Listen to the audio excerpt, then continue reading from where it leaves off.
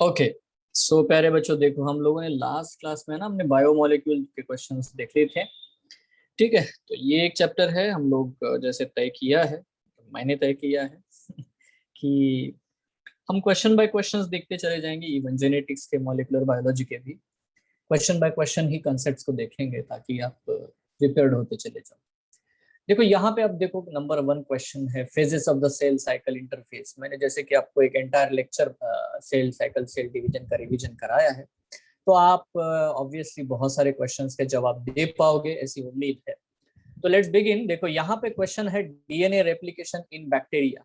अब यार देखो ये जो क्वेश्चन है ना, मतलब चाहे बहुत ही नॉर्मल सा क्वेश्चन है, बहुत ही सिंपल सा क्वेश्चन है। Can any one of you can give me the answer for this question? DNA replication in bacteria occurs, है ना। अब देखो यहाँ पे सेल साइकिल, सेल डिवीजन का एक क्वेश्चन है। मैं आपको ये समझता हूँ कि बैक्टीरिया में न्यूक्लियस होता ही नहीं है। अगर बैक्टीरिया में न्यूक्लियस नहीं होता है तो इसका मतलब है कि उसमें कैरियोकाइनेसिस कभी नहीं होगा, है ना। तो यहाँ पे हमें सिंपल समझना है कि बैक्टीरिया एक सिंगल बैक्टीरिया होता है। अब ये इसमें उसका डीएनए है, तो पहले तो बेटा ये डीएनए की कॉपी बनेगी, 2 डीएनए बन जाएंगे और धीरे धीरे बेटा ये बैक्टीरिया जो है अपने 2 हिस्सों में बढ़ जाएगा और इस समय 2 बैक्टीरियल सेल मिलेंगे जिसमें 2 डीएनए होंगे। नाउ इसको हम एक्चुअली कहते हैं fission, binary fission. May be you have heard about it. Okay, तो यहाँ पे है ना ड्यूरिंग एस फेज वगैरह ऐसा कुछ भी नहीं होता है ना। एस फेज मतलब कैरियोकाइनेसिस, इंटरफेज, ये कुछ भी नहीं होता बैक्टीरिया में। Prior to fission nucleus division जो होता है, मतलब डीएनए का रेप्लिकेशन होगा। डीएनए अपनी 2 कॉपीज बनाएगा, ठीक है। मतलब जो भी 1C कॉपी होती है उसका 2C कॉपी कर लेगा, दैट्स इट। ठीक है, नाउ यहाँ पे हम लोग आते हैं a somatic cell that has just completed the S phase। ठीक है, अब ये चीज मैंने आपको है ना बताई है बेटा प्रीवियस लेक्चर में कि एस फेज में डीएनए का रेप्लिकेशन होता है यूकैरियोटिक सेल में, ठीक है, of its cell cycle as a compared to gamete of the same species. अब यार हमें हमेशा नोटिस करना है कि सोमैटिक सेल 2n होता है, गेमेटिक सेल हैप्लॉइड होता है। गेमेट हमेशा हैप्लॉइड होते हैं, स्पर्म और एग सेल जो है वो हैप्लॉइड होते हैं, ठीक है।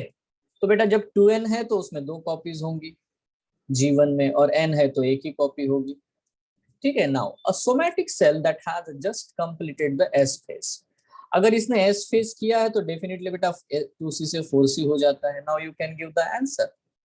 Same number of chromosomes but twice the amount of DNA, twice the number of chromosomes and 4 times the amount of DNA, 4 times the number of chromosome and twice the amount of DNA।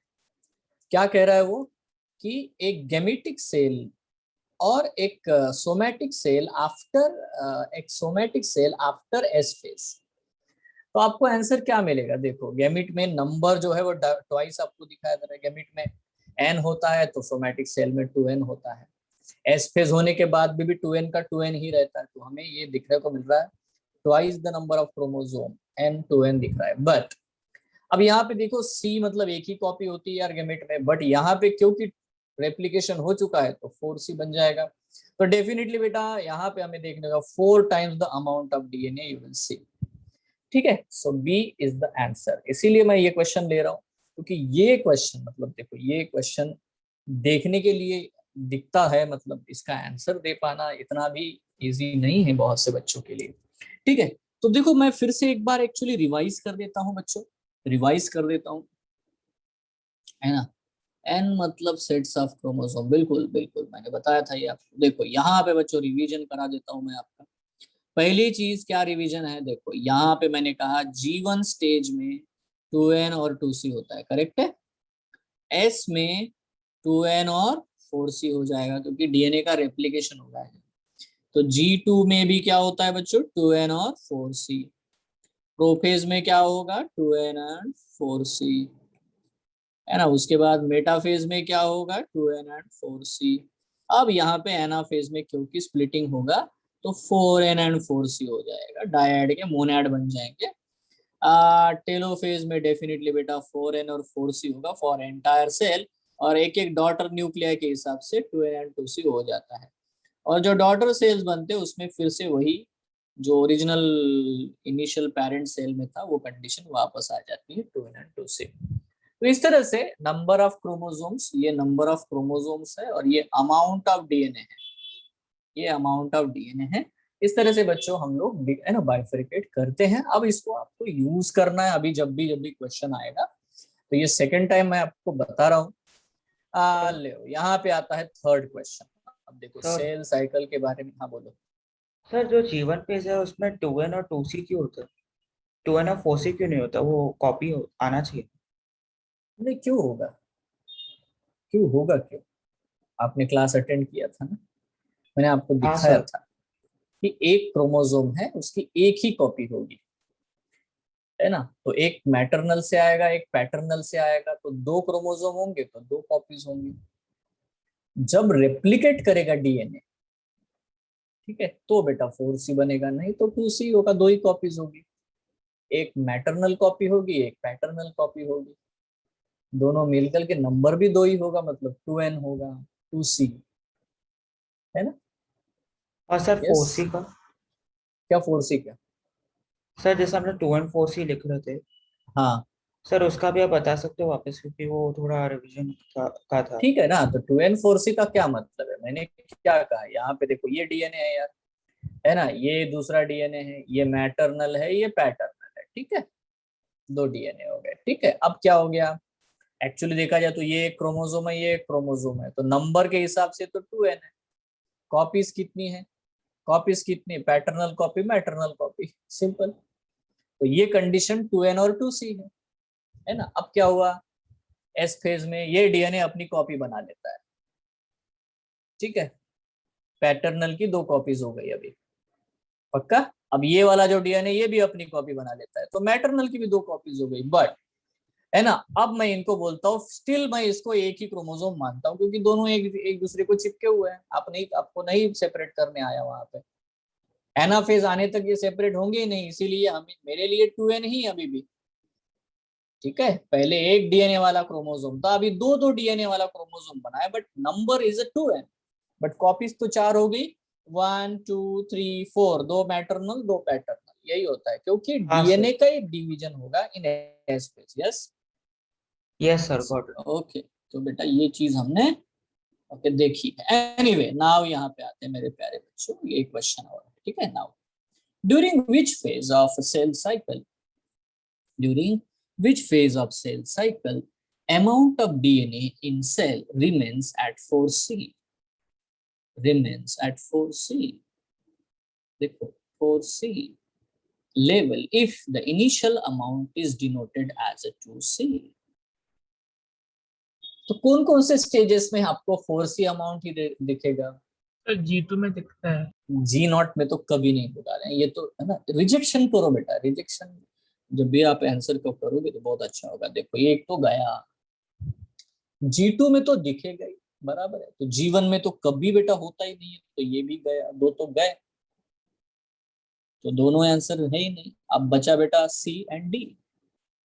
तो आपको दिखाई दे रहा है, पूछ रहा है कि during which phases of cell cycle amount of DNA in cell remains at a 4c level if the initial amount is denoted as. अब देखो एम फेज में आपको प्रोफेज में देखने को मिलता है मेटाफेज, एम मतलब माइटोटिक फेज है, एम फेज मतलब मेटाफेज में, तो प्रोफेज में मेटाफेज में होता है, इवन एनाफेज में भी आपको 4c, इवन टेलोफेज में भी आपको 4c दिखेगा, है ना। 4n हो जाएगा बट 4c रहेगा तो सारे मेटोटिक फेजेस में भी 4c होगा, G2 में तो होगा ही होगा। तो ये जो है ओनली G2 बोलना सही नहीं है। और मैं आपको एक बात सिंपल बता के रखता हूँ, देखो ये ट्रिक्स है, जहां पे भी ओनली दिखे ना, ओनली ऐसा कुछ दिखे ना, क्योंकि biology is a subject of exceptions, even organic chemistry में इतने सारे आपको एक्सेप्शन दे, जहां पे ओनली है ना, दिस इज दैट, मतलब ये फिक्स है ऐसा, जैसे ही जब भी बोला जाएगा उसके ऊपर पहले शक करो, ठीक है। ओनली वाला कुछ नहीं होता भाई, समझ रहे हो। तो मुद्दा यहाँ पे इसको हम रिजेक्ट कर देंगे, this is our answer, it's simple, ठीक है। यस एवरीवन, है ना। Next one, sir but like cytokinesis में साइटोकाइनेसिस खत्म होगा तब वी आर तो not talking about cytokinesis, M is not cytokinesis, M is a karyokinesis, okay sir. mitotic, yes. ठीक है, तो M phase हम लोग डेफिनेटली देख रहे हैं जब entire बेटा cytokinesis will end this entire story, ठीक है, cytokinesis will end this entire story of mitosis, yes. Now see in S phase of the cell cycle क्या होगा बताओ, फिर से वही वैसा ही क्वेश्चन है, अब आप बिल्कुल आंसर दे पाओगे मुझे लगता है कि इन एस फेज है ना क्या होता होगा। Amount of DNA doubles in each cell, हर सेल में अमाउंट ऑफ डीएनए डबल होता है क्या एस फेज में? Amount of DNA remain same in each cell, तो ये तो नहीं होगा, remain same. Chromosome number is increase, देखो क्रोमोसोम नंबर जैसे कि वैसा रहता है, इंक्रीज नहीं होता, 2n का 2n रहता है। Amount of DNA is reduce to half, ये तो बिल्कुल भी नहीं होता, ठीक है। तो हमारा आंसर बिल्कुल सिंपल है बच्चों, है ना, amount of DNA doubles in each cell. तो मैं तो क्वेश्चन इसीलिए ले रहा हूँ कि आपको थोड़ा कॉन्फिडेंस आ ही जाएगा, मतलब पता ही चल जाएगा, हाँ यार ऐसा है ऐसा है। So given below is a schematic breakup of the phases, stages of cell cycle. इधर डायग्राम है उसका, है ना, देख लेते हैं क्या दिखा रहा है। देखो अब यार सिर्फ डायग्राम को भी देख के आप समझ सकते हो कि यहाँ क्या क्या कार्यक्रम चल रहा है। You know, understand this, mitosis होने के बाद में है, मतलब ये G2 स्टेज है यार, करेक्ट है क्या? एग्री हो क्या? किसी को कोई डाउट है क्या? एग्री हो कि डिसएग्री हो? G1 है सर। हाँ वही तो मैं बोल रहा हूँ, ठीक है। So you must disagree, this is G1, तो इसका मतलब ये क्या है बेटा? G2, ठीक है। Now obviously this is what the S phase, correct है। अब बचाओ बता, ये कौन होगा रे? ये प्रोफेज होगा, ये क्या होगा? मेटाफेज होगा, ये क्या होगा? एनाफेज होगा, ये क्या होगा? टेलोफेज होगा, और उसके बाद क्या है? Cytokinesis. Now tell me, and what is B, what is C, what is D? So obviously which one of the following is the correct yes, A is a karyokinesis. Which of the following is the correct indication of the stages, phases in the cell cycle? C is a karyokinesis. Is it true? देखो C को देखो, C क्या karyokinesis है? नहीं, ये cytokinesis है, तो ये wrong है। D है synthetic phase. Oh yes, है ना, D is a synthetic phase. A is a cytokinesis, again wrong. B is a metaphase. No, B is an anaphase. So this is wrong. This is correct. D is a synthetic phase. Done. Next, at what stage of the cell cycle are histone protein synthesized in a eukaryotic cell? अब यार बड़ा important मुद्दा ये है कि आपको समझ में आना चाहिए हिस्टोन कहाँ होता है, मैंने आपको बताया भी है ना, just I told you in cell. तो histone always attached with this something that is called as what? The DNA. DNA acidic है और हिस्टोन प्रोटीन बेसिक है, ये मैंने बार बार बताया है। इवन मैंने आपको उसमें कौन से अमीनो एसिड्स होते हैं ये भी बताया बच्चों, lysine and arginine, because they are basic amino acids histone में। तो जब डीएनए डबल होना है तो डेफिनेटली बेटा हिस्टोन तो बनाया जाना चाहिए। तो क्या during G2 phase of prophase ऐसा है ना स्टेज, और ड्यूरिंग एस फेज? बिल्कुल प्रायर टू एस फेज होना चाहिए, बट क्योंकि यहाँ पे ऐसा कोई ऑप्शन है ही नहीं, है ना, प्रायर टू एस फेज, तो हमें ये भी समझना है कि while DNA is synthesising, DNA जब डबल अपनी कॉपी बना रहा है उसी वक्त बेटा एस फेज में आपको हिस्टोन बनते हुए दिखाई देगा, ठीक है। देखो ऐसा कुछ डिमार्केशन है नहीं, एक्चुअली मैं बता रहा हूँ आपको, और हिस्टोन जो है वो डेफिनेटली एस फेज में ही बनता है। So be clear about this, you know. Next one, in the somatic cell, somatic cell का मतलब अब समझो रे भैया, सोमैटिक गैमेटिक, सोमैटिक कहा मतलब डिप्लॉयड सेल के बारे में बात हो रही है, 2n, ठीक है, हाँ 2n 2c। In the somatic cell cycle, in G1 phase, DNA content is double the amount of DNA present in the original cell. Now that is very simple. Is it correct? जो original cell होता है उसे double होता है क्या DNA content in G1 phase? No. So it's wrong. DNA replication takes place in S phase. ये तो 100% correct है. A short interphase is followed by a long mitotic phase. ऐसा बिल्कुल भी नहीं होता। अगर आप इवन ये डायग्राम देख रहे हो तो बेटा इंटरफेज जो है बहुत लॉन्ग होता है ना, और जैसे मैंने बताया भी था आपके, अगर 24 आवर्स एक ह्यूमंस के लिए सेल को देते हो तो 23 आवर्स बेटा वो इंटरफेज में लगाएगा, सिर्फ 1 आवर में माइटोसिस करके निपट लेगा, ठीक है। 2 डिवाइड हो जाएगा। तो interphase is always longer duration, mitosis is very short duration, so this is wrong. G2 phase follows mitotic phase. G2 phase follows, follow करना मतलब उसके बाद में आना। जैसे मैंने यहाँ पे लिखा भी आपको ये क्वेश्चन दिखाने के लिए कि मैंने यहाँ G2 लिखा, बट ये सही नहीं है। G2 stage do not follow, mitosis follows the G2 phase. अब पहले G2 आएगा फिर माइटोसिस आएगा, ठीक है। तो that's it, this is not answer. और यहाँ पे तो यार क्लियर दिख रहा है कि B is correct, but still I don't want to get the negative marking, so I will see all the options, है ना, although I got the answer in B. Yes, now sir हाँ बोलो। Sir ये KVPY में cell cycle जैसे anaphase, metaphase, telophase, DNA replication, इन सबको लेके कितने क्वेश्चंस आएंगे इन जनरल? देखो इन सबको ये क्योंकि बेसिक है ना, तो इनके सबसे लेकर के 2-3 क्वेश्चन तो आते हैं यार, है ना। मतलब मैं ये चाहता हूँ आप बड़ा ध्यान से सुनना इस चीज को। मैं ये चाहता हूँ कि अगर आप क्वेश्चंस कर रहे हो वहां पे, ठीक है, तो आपको कम से कम मतलब ज्यादा से ज्यादा क्वेश्चंस वहां बनाने हैं, मतलब मैक्सिमम क्वेश्चन आपको आने चाहिए। अब जैसे देखो मॉर्फोलॉजी है या क्लासिफिकेशन है, उसको क्या है, कोई भी आप पढ़ के चले भी जाओगे थोड़ा थोड़ा सा तो भी तो आपको आता है, क्योंकि वो डेटा बेस्ड है। अब ये कंसेप्चुअल है। अब यहाँ पे 2N4C जब तक नहीं समझ में आया, can you give the answer in the examination hall? No, you can not take the decision. Yes, hello, yes sir. हाँ।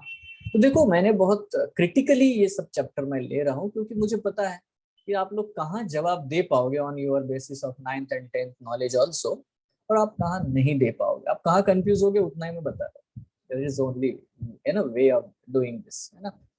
और देखो यस ये सर। कोई प्रिस्क्राइब्ड सिलेबस पे चलता नहीं है ना, so don't expect anything from the paper, anything they can ask. Okay But if sir. it will be there, you must handle this. That is the aim.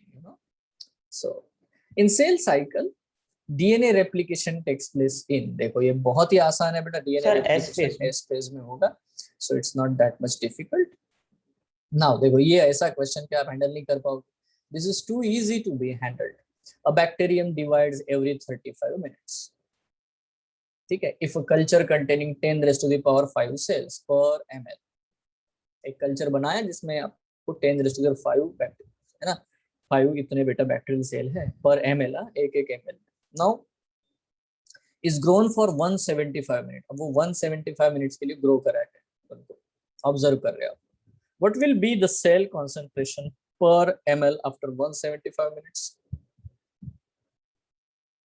ठीक है, now देखो यहाँ पे हमें सबसे पहली चीज तो पता है कि उसका डबलिंग टाइम जो है, डबलिंग टाइम मतलब है ना वो कितने देर में डिवाइड होता है, तो that is given, that 35 minutes. मतलब एवरी 35 मिनट्स में, सपोज अगर मैं कहता हूँ अभी मेरे पास 1 मिलियन बैक्टीरिया है, 1 मिलियन कल्चर में, obviously after 35 minute it will become 2 million. Everyone got it? Simple, because doubling time है ना, considering that all bacteria are dividing. Yes everyone? Yes sir. Okay, now अब यह समझ सकते हो यार कि 175 मिनट्स में ऐसे कितने फ्रैक्शंस मिलेंगे आपको डबलिंग टाइम के? how many fractions you will Five. get? 5. 5. 5. 5, obviously 5. So you have the 5 times 35 minutes. Now anyone of you can give the answer for this question. Yes, 2 अब raised बताओ to क्या 5 into 10 raised to 5. कितना होगा, क्योंकि देखो 32 अगर ये into 10 raised to the 32 power into 10 5 raised to 32 into 10 raised to the 5 बिल्कुल है, क्योंकि 5 टाइम्स उसको मिला है, तो 5 टाइम्स मिला है मतलब देखो एक बैक्टीरिया है 1 मिलियन है, तो 1 मिलियन से पहले 2 मिलियन होगा, 2 मिलियन से 4 मिलियन होगा, ये तो 2 ही टाइम हो गया। ठीक है, 4 मिलियन से बेटा फिर 8 मिलियन होगा, 8 to 16 minutes, 16 to 32, and see there is a doubling time, so 5 times doubling times मतलब obviously बेटा it is 32, so the answer is 32 into 10 raised to the 5 cells. Now can you handle this type of question? Yes you can, because you know how to deal with it. Yes or no? My purpose is solved. Clear है रे? हैं? Yes sir. Yes. बहुत आसान है, बहुत आसान है। Now sir आगे चलते हैं। Which one of the following structure will not be common to mitotic cells of a higher plants? अब यार प्लांट्स है, मैंने आपको देखो साइटोकाइनेसिस क्या होता है, मैंने बताया था कि फरो बनेगा, क्लीवेज, है ना। सेल प्लेट तो बेटा प्लांट सेल में देखने को मिलता है। So which one of the following structure will not be common to mitotic cells of the higher plants. तो ऑब्वियसली बेटा उसमें आपको सेंट्रोमियर दिखेगा, सेल प्लेट दिखेगा, स्पिंडल फाइबर भी होंगे, बट सेंट्रियोल कभी नहीं होता, असेंट्रिक डिवीजन होता है, ठीक है। In case of the plants, animals के सेल्स में सेंट्रियोल प्रेजेंट होता है तो सेंट्रिक डिवीजन होगा, ठीक है। इवन मैंने सेल के बारे में आपको बताया, उसमें भी सेंट्रियोल के बारे में ये चीज नोट करके दी थी, बताई थी। देखो आप कितना रिवाइज करते हो, इसके ऊपर सब कुछ खेल है, गेम है, ठीक है। नाउ यू नो इट कि प्लांट सेल का जो भी सेल डिवीजन है उसमें सेंट्रियोल नहीं होता, तो उसे हम असेंट्रिक सेल डिवीजन या असेंट्रिक माइटोसिस कहते हैं। ऐसे आगे चलते हैं। नाउ एम फेज के बारे में कुछ क्वेश्चंस है। नाउ देखो ये एक है, which of the following options gives the correct sequence of events during mitosis। आपको क्या लगता है कौन सी चीज करेक्ट इवेंट मतलब सीक्वेंस हो सकती है? क्या पहले कंडेंसेशन शुरू होगा? ऑब्वियसली बेटा, तो यहाँ पे कोई ऑप्शन ही नहीं है, आपको दिखाई दे रहा है हर ऑप्शन में पहले नंबर पे कंडेंसेशन है। और ये ट्रू भी है कि पहले तो हमेशा condensation of DNA will start, तो जो इंटरफेज में क्रोमैटिन फाइबर होता है उसका कंडेंसेशन कॉइलिंग शुरू हो जाता है। Now what will happen next, what will happen next? तो यहाँ पे नोटिस करना बेटा, यहाँ पे लिखा है माइटोसिस। देखो मैं एक चीज बता देता हूँ कि माइटोसिस में कभी भी क्रॉसिंग ओवर नहीं होता, पैकेटिन स्टेज में क्रॉसिंग ओवर होता है, मैंने आपको बताया था। ऑब्वियसली बेटा मैं इसको कंप्लीटली डिलीट करता हूँ क्योंकि यहाँ पे क्रॉसिंग ओवर लिखा हुआ है, ठीक है। That is exactly not correct, ठीक है। आप देख सकते हो इवन यहाँ पे क्रॉसिंग ओवर लिखा हुआ है डी ऑप्शन में। क्रॉसिंग ओवर माइटोसिस में नहीं, मियोसिस में होता है, ठीक है। सो दैट्स इट, ये दोनों ही गए, दोनों ही नहीं है, क्योंकि ऑब्वियसली बेटा थोड़ा ध्यान से देखो, इन्होंने ड्यूरिंग माइटोसिस पूछा है, अब दो ही बचे हैं। नाउ देखो नंबर 1 के बारे में सोचो, नंबर है ना सी के बारे में सोचो, कंडेंसेशन, फिर arrangement at the equator, then centromere का division, then segregation and telophase, ये दिख रहा है। तो देखो कंडेंसेशन है, अरेंजमेंट एट इक्वेटर मतलब मेटाफेज, सेंट्रोमियर का डिवीजन मतलब एनाफेज, एनाफेज के बाद सेग्रीगेशन और टेलोफेज। ओके नाउ यहाँ पे आते हैं, कंडेंसेशन न्यूक्लियर मेम्ब्रेन डिसअसेंबली, ये प्रोफेज में होगा, अरेंजमेंट ऑफ इक्वेटर ये मेटाफेज में होगा, सेंट्रोमियर का डिवीजन ये एनाफेज में होगा, सेग्रीगेशन भी बेटा late anaphase and then telophase. That's it, A is correct, ठीक है। दोनों ही ऑप्शन करेक्ट है, ए और सी, दोनों में ही गलती, मतलब डिफरेंस इतना है कि यहाँ पे वो कुछ भी ऐसा नहीं मेंशन कर रहा ऑप्शन सी में जो प्रोफेज को रिप्रेजेंट करे, ठीक है। C is not showing anything about the prophase, but option A is showing something that is nuclear membrane disassembly regarding the prophase. That's it. So answer is A. It's not. Clear hai? Hello? Both the correct, huh? A and C are both correct. No problem at all. But just I go for the A. Why? Because it is more prominent, more proper. Anyway, missing link बिल्कुल भी नहीं है उसमें। Now आगे आते हैं बच्चों, anaphase promoting complex. Anaphase promoting complex is a protein degradation machinery necessary for proper mitosis of animal cells. If APC is defective in human cells, which of the following is expected to occur? देखो आप सब बहुत अच्छे से जानते हो और मैंने आपको सेल डिवीजन के वक्त बहुत क्लियरली ये बताया। अब देखो ऐसे क्वेश्चन डेफिनेटली बेटा एक्सपेक्टेड है इन ओलंपियाड्स और केवीपीवाई, ठीक है। क्योंकि ये जरूरी नहीं कि आपको इस मशीनरी के बारे में पता हो, बट आपको एक बेसिक चीज 100% पता है कि एनाफेज में होता क्या है। कौन बताएगा एनाफेज में क्या होता है?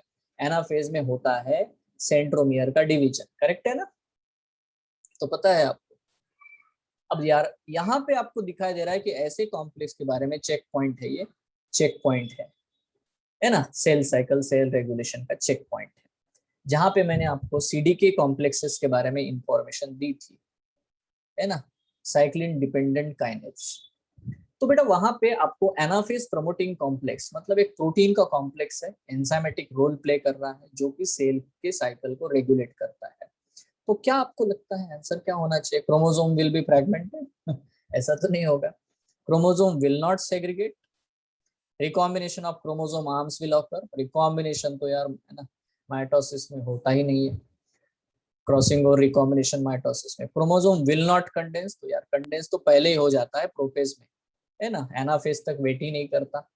Chromosome will be fragmented, fragment होने का कोई चांस नहीं। देखो सेंट्रोमियर का डिवीजन होके सेग्रीगेट हो जाना, इवन यू कैन सी, यहाँ पे देख सकते हो सेंट्रोमियर डिवीजन सेग्रीगेशन दिख रहा है, मतलब ये भी ऑप्शन आप देख सकते हो, है ना, ये सी या ए में भी सेंट्रोमियर डिवीजन सेग्रीगेशन, मतलब मैटरनल पैटर्नल जो एक क्रोमोसोम जो है वो एक दूसरे से अलग अलग पोल की तरफ जाने की कोशिश करेंगे, ठीक है। जो भी सिस्टर क्रोमैटिड से सेंट्रोमियर टूट जाता है, डायड से मोनैड बन जाते हैं और वो है ना पोल्स की तरफ सरकने की कोशिश करते हैं।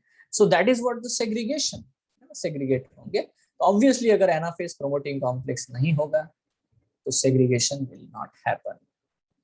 Yes, centromere will not divide. That's it. Okay, spindle fibers attach on to. अब यार ये 2-3 बार मैंने बताया आपको, ये देखो ये है क्रोमोसोम। सर एक हाँ, बोलो। पिछले वाले में डाउट था कि रिकॉम्बिनेशन ऑफ क्रोमोसोम आर्म्स क्या होता है?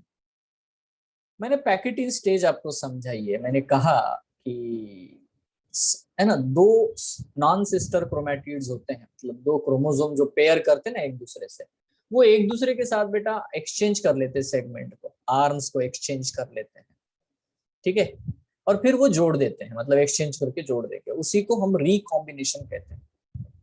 यस हाँ सर, मतलब वो मियोसिस में होता है ना? ये मियोसिस में होता है definitely, pachytene stage, diplotene stage, है ना। हाँ सर। या तो यहाँ पे अब देखो बेटा, ये तो सेंट्रोमियर है, बट मैंने आपको ये बता के रखा है पहले से भी, ठीक है, कि सेंट्रोमियर के ऊपर यहाँ प्रोटीन्स लगे होते हैं यार, और इन प्रोटीन्स को हम काइनेटोकोर कहते हैं। क्या कहते हैं उनको हम लोग? काइनेटोकोर। सो स्पिंडल फाइबर हमेशा इन काइनेटोकोर्स के ऊपर अटैच्ड होते हैं। तो जब भी आपको ये spindle fibre attach on to, तो आंसर होगा बेटा kinetochore of chromosome, that's it, simple, ठीक है।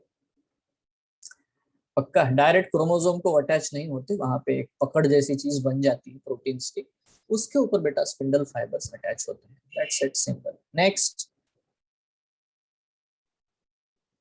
which of the following is not a characteristic feature during mitosis in somatic cell? आप क्या बता सकते हो कि माइटोसिस के वक्त क्या नहीं होगा, ऐसा क्या चीज है नहीं होगा जो will not happen? सिनेप्सिस ना, स्पिंडल फाइबर तो डेफिनेटली बिल्कुल बेटा सिनेप्सिस नहीं होगा, क्योंकि सिनेप्सिस होता है जाइगोटीन स्टेज ऑफ मियोसिस, ठीक है। तो क्रोमोसोम का मूवमेंट होगा, डिसअपीयरेंस ऑफ न्यूक्लियोलस होगा, ये भी होगा, बट ये नहीं होगा, इसीलिए ये हमारा आंसर है, ठीक है। सिनेप्सिस बिल्कुल नहीं होगा माइटोसिस में। A stage in cell division is shown in the figure. Select the answer which gives correct identification of the stage with its characteristic. देखो आपको देखने पे ही पता चल रहा है कि ये कौन सा स्टेज हो सकता है। Which stage? टेलोफेज। टेलोफेज, बढ़िया, ठीक है। तो अब यार यहाँ पे है ना, यहाँ पे ऑप्शन में से चुनना है आपको कि यहाँ पे उन्होंने क्या किया है, इसको थोड़ा सा डिफिकल्ट बनाने की कोशिश की है। लाओ, late anaphase, chromosomes move away from the equatorial plate, Golgi complex not present। तो यार ये तो पहली बात लेट एनाफेज है नहीं, तो हमारे लिए ये हमारा आंसर है नहीं, ठीक है, ऐसा मान लेते हैं, आगे चलते हैं। साइटोकाइनेसिस, हाँ सेल का तो डिवीजन होना शुरू हो चुका है, मतलब इधर से डिवीजन शुरू हो चुका है। साइटोकाइनेसिस, सेल प्लेट फॉर्म्ड, बिल्कुल नहीं, क्योंकि एनिमल सेल है, फरो बन रहा है, ठीक है। तो एनिमल सेल में कभी भी सेल प्लेट नहीं बनता, और यहाँ पे बन भी नहीं रहा, वो प्लांट सेल में बनता है, इसीलिए मेरे प्यारे बच्चों ये वाला हमारा ऑप्शन बिल्कुल भी नहीं है। अब आप जानते हो कि ये टेलोफेज है, यू नो इट, टेलोफेज। तो यहाँ पे से अब इसमें से दो में से एक चुनना है आपको, you have to select one, endoplasmic reticulum and nucleolus not reformed yet. Option D, nuclear envelope reforms। Sir वो न्यूक्लियोलस वापस फॉर्म हो जाता है, डी हो जाता है। क्या बेटा न्यूक्लियोलस क्या? नहीं सर, टीलोफेज में न्यूक्लियोलस रिफॉर्म हो जाता है। हाँ न्यूक्लियोलस, क्योंकि वो तो न्यूक्लियर मेम्ब्रेन भी वापस आ गए है ना, तो तब तक बेटा उसका डीकंडेंसेशन भी शुरू हो चुका है। Telophase marks that only transition stage. तो यहाँ पे डेफिनेटली बेटा है ना, हमारा जो आंसर होगा वो डी होगा, इसमें कोई दिक्कत नहीं होनी चाहिए। नेक्स्ट, हाँ बोलिए। So in the cell, like during late anaphase state, we also have a furrow appearance there. So how will it differ between telophase and anaphase? Telophase and anaphase से टेलोफेज देखो एनाफेज या late anaphase में अगर हम लोग बात करोगे तो उसमें बच्चों न्यूक्लियर मेम्ब्रेन का अपीयरेंस बिल्कुल नहीं दिखेगा आपको। न्यूक्लियर मेम्ब्रेन आ चुका है, मतलब ये देख रहे हो आप, न्यूक्लियस वापस आ रहा है ना, तो इसका मतलब है कि अब ये टेलोफेज है, एंडिंग है। Okay sir. हाँ ठीक है। यहाँ पे अभी देखो ये इतना मैंने कहा ना आपको, मैंने बहुत बार ये बोला है कि ये सब सारे ट्रांजिशन स्टेजेस है, एकदम से बाइफरकेट कर पाना इतना भी आसान नहीं है, कुछ कुछ सेल्स में वेरी कर जाता है यार, ये भी चीज है ना। Now the complex formed by the pair of synapsed homologous chromosomes is called, homologous chromosome का सिनेप्सिस हुआ है, पेयरिंग हुआ है, उसके कॉम्प्लेक्स को हम क्या कहते हैं। देखो मैंने ये बनाया सेंट्रोमियर, ये बनाया दूसरा सेंट्रोमियर, ये है एक डायड, मान लेते हैं ये है पैटर्नल डायड। एक और कलर ले लेते बच्चों, ये वाला, ये है बच्चों मैटरनल डायड, वाह सेम टू सेम, ठीक है। अब ये दोनों बन जाएंगे एक पेयर, इसको बोलते बेटा हम लोग टोटली, क्योंकि ये 4 है ना, 1 क्रोमेटिड, 2 क्रोमेटिड, 3 क्रोमेटिड, 4, तो इसको बोलते हैं tetrad. But number of chromosome गिनोगे तो 2 ही है, एक मैटरनल है, एक पैटर्नल, एक पैटर्नल, एक मैटरनल है। तो नंबर ऑफ क्रोमोसोम्स को काउंट करोगे तो बेटा 2 ही है, तो मैं बोलूंगा उसको बाई वैलेंट। तो ये सिनेप्सिस जो होती है, जो है ना, वो आपको होमोलॉगस क्रोमोसोम के बीच में पेयरिंग जो दिखेगा उसको हम कहते हैं bivalent. Number of chromatid count करोगे 1 2 3 4, तो उसको मैं बोलूंगा tetrad, that's it. Yes. Next, during the metaphase stage of mitosis spindle fibre attached to the chromosome at. अब ये आप आंसर डेफिनेटली दे सकते हो बच्चों की, स्पिंडल फाइबर कहाँ अटैच होता है। द आंसर इज काइनेटोकोर, ठीक है। काइनेटोकोर के ऊपर बेटा हमेशा स्पिंडल फाइबर अटैच होता है। Next, a stage of mitosis is shown in the diagram, which stage is it and what are its characteristics. Again now you can tell me. अभी तो बेटा बहुत आराम से अच्छे से जवाब दे सकते हैं। मेटाफेज है। मेटाफेज है, ठीक है। देखो यहाँ पे मतलब हम दोनों को रिजेक्ट कर दे, लेट प्रोफेज नहीं है, एनाफेज नहीं है। Now select one of the B और सी। मेटाफेज है कौन सा है, spindle fibres attached to the kinetochores, centromere split लिखा है एंड क्रोमेटिड सेपरेट, तो ये तो गया। हाँ, क्योंकि ये splitting of centromere is the characteristic of the anaphase. तो बचा यही बच्चों metaphase, chromosomes move to the spindle equator, बराबर इक्वेटर पे जमा हो चुके हैं। Chromosomes made up of 2 sister chromatid, दिख ही रहे बेटा, ये देखो 2 सिस्टर क्रोमेटिड हमें दिखाई दे रहे हैं, है ना। डायड कंडीशन हमें दिखाई दे रही है, इक्वेटोरियल प्लेन पे अरेंज हो चुका है। Now it's a metaphase proper. Now select the correct option with respect to the mitosis. Now chromatids separate but remain in the center of the cell in anaphase, है ना। इसका जवाब देने वाले को बेटा 2 days and 2 nights in Singapore मेरी तरफ से फ्री। कब ये मत पूछना, ठीक है। चलो बताओ, what should be आंसर, क्या करेक्ट है, बस करेक्ट आपको आंसर देना है। what should be the correct?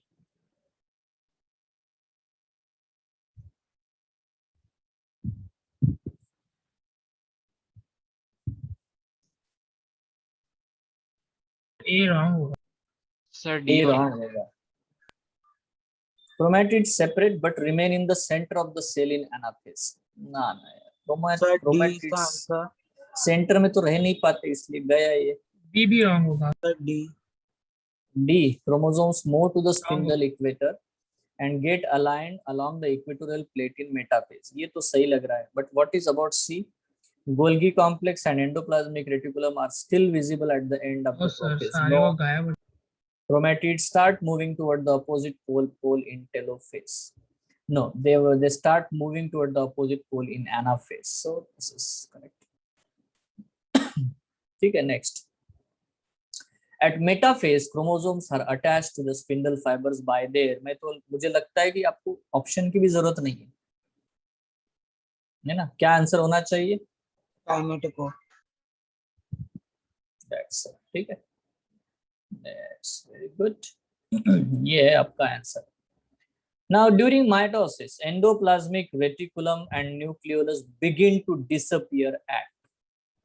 अब यार माइटोसिस में लेट प्रोफेज कब हो जाएगा? Early prophase Sir, early prophase. Early prophase हो जाएगा या लेट प्रोफेज में disappear? During mitosis endoplasmic reticulum and nucleolus begin to disappear, मतलब nuclear membrane, nucleolus, everything will begin to disappear in the late prophase. ठीक है, that's it, very simple. Next time, which stage of cell division do the following figures A and B represent respectively? Disappear का मतलब होता है कि वो खत्म ही हो जाएंगे बिल्कुल. They will just disappear. They will not be there, disintegrated completely. Yes, into molecules, obviously. Into molecules they will disappear. They will be reconstructed. See, बहुत बड़ी प्रोसेस होती है यार वो. Which stage of the cell division? अब यहाँ पे बहुत ही आसान है यार, ये कौन से स्टेजेस है A और B? A क्या, ये क्या है आपको दिखाई दे रहा है यार? ये देखो, ये सारे क्रोमोसोम पोल की तरफ जा रहे हैं, तो आपको तो पता होना चाहिए कि ये लेट एनाफेज है. और ये देखो, अभी तो सेंट्रियोल्स पोल की तरफ मूव कर रहे हैं, न्यूक्लियर मेम्ब्रेन अभी भी है, तो ये प्रोफेज है, अर्ली प्रोफेज. ठीक है, नेक्स्ट. सिनेप्सिस ऑकर बिटवीन, देखो सिनेप्सिस किनके बीच में होगा? बराबर है, दो होमोलॉगस क्रोमोसोम्स के बीच में सिनेप्सिस होगा. Simple. Next, if you are provided with the root tips of onion in your class and are asked to count the chromosomes, which of the following stages can you most conveniently look into? मतलब आप कौन से ऐसे stage को देखोगे जिससे आप properly count कर सको कि यार एक्चुअली क्रोमोसोम कितने हैं? या तो जिसको हम कैरियोटाइपिंग बोलते हैं. बेटा टीलोफेज में तो आप कभी नहीं कर पाओगे, क्योंकि न्यूक्लियर मेम्ब्रेन फिर से वापस आ जाता है. एनाफेज में शेप्स आप ऑब्जर्व कर सकते हो, but you can not count it, है ना? सबसे ज्यादा कंडेंस चीज जो होती है वो मेटाफेज होती है. आपको जब भी ऐसा क्वेश्चन आएगा, क्योंकि वो सारे एक लाइन में अरेंज हो जाते हैं, प्रॉपरली आप काउंट कर सकते हो कि हाँ, दिस आर द नंबर्स. ठीक है, this is the number and this are this largest one, जिसको हम कैरियोटाइपिंग बोलते हैं, कैरियोटाइपिंग. ठीक है, तो हम जब भी हमारे क्रोमोसोम्स को सही ढंग से समझना चाहते हैं, क्योंकि हाईली कंडेंस्ड फॉर्म जो है, आप ये चीज को समझो कि प्रोफेज से शुरू हो जाता है कंडेंसेशन और मेटाफेज पे अल्टीमेट कंडेंसेशन होता है. आफ्टर मेटाफेज डीकंडेंसेशन की प्रोसेस शुरू हो जाती है. इसीलिए अगर आपको सही मायने में अगर क्रोमोसोम की स्टडी करनी है, कैरियोटाइपिंग करनी है, तो definitely metaphase is the best stage. Next, which one of the following precedes? Now this is word important है यहाँ पे. precedes reformation of the nuclear envelope, है ना? precedes reformation of the nuclear envelope during the M phase of the cell cycle.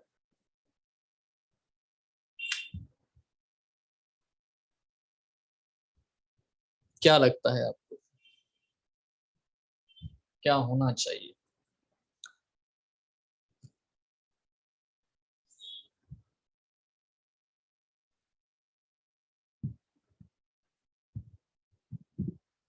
So transcription means?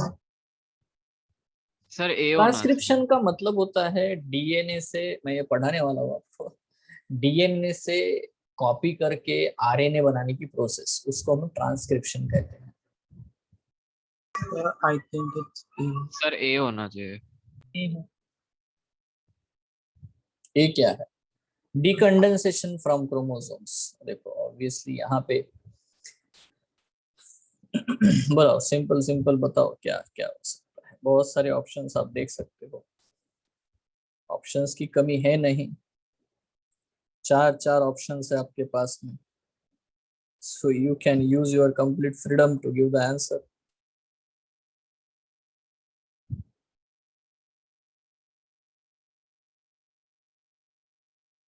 थोड़ा समय लो, थोड़ा logically बात करो मुझे बस।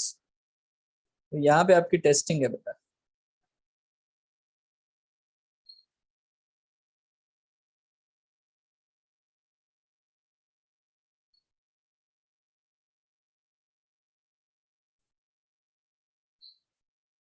तो फ्रैग्मोप्लास्ट क्या होता फ्रैग्मोप्लास्ट होता है जब हम लोग बात करते हैं सेल प्लेट बनने की, ठीक है।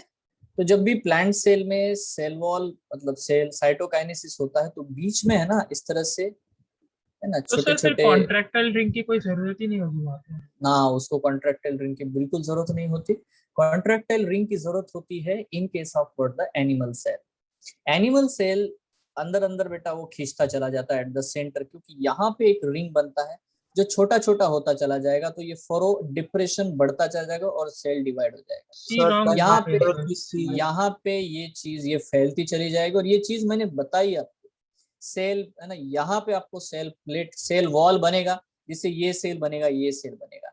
ये सेंटर से शुरू होकर के पेरीफेरी की तरफ जाता है, फ्रैग्मोप्लास्ट सेल प्लेट जिसको कहते हैं। और यहाँ पे बेटा पेरीफेरी से शुरू होकर के मैंने बताया था आपको सेंट्रीपिटल और centrifugal cell division. Animal cell में सेंट्रीपिटल है because it starts from the periphery enters to the centre, और प्लांट सेल में it is a centrifugal because it starts from the centre. Phragmoplast थोड़े थोड़े जमा होते हैं और फिर धीरे धीरे बेटा एक पूरा सर्कुलर घेरा बनाते चले जाते हैं ताकि दो हिस्से बन जाए, ठीक है, बीच में एक बड़ी दीवार खड़ी कर देते हैं, ठीक है। So that's a cell plate. तो सी रॉन्ग होगा। तो सी रॉन्ग हो जाएगा, formation of the contractile ring and formation of the फ्रैग्मोप्लास्ट।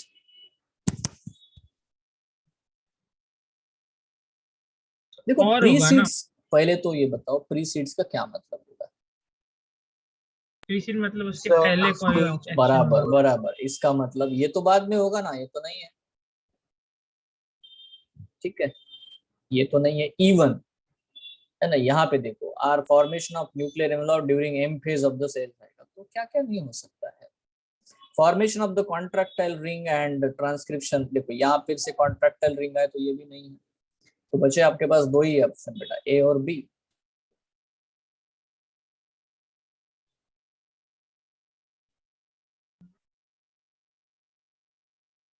ए वाला होगा फिर। sir A. सर ये क्रोमोसोम्स क्रोमैटिन फाइबर्स बनेंगे। देखो यहाँ पे एक चीज ध्यान से समझना, न्यूक्लियर लैमिना का मतलब होता है जिसके ऊपर न्यूक्लियर मेम्ब्रेन बनेगा।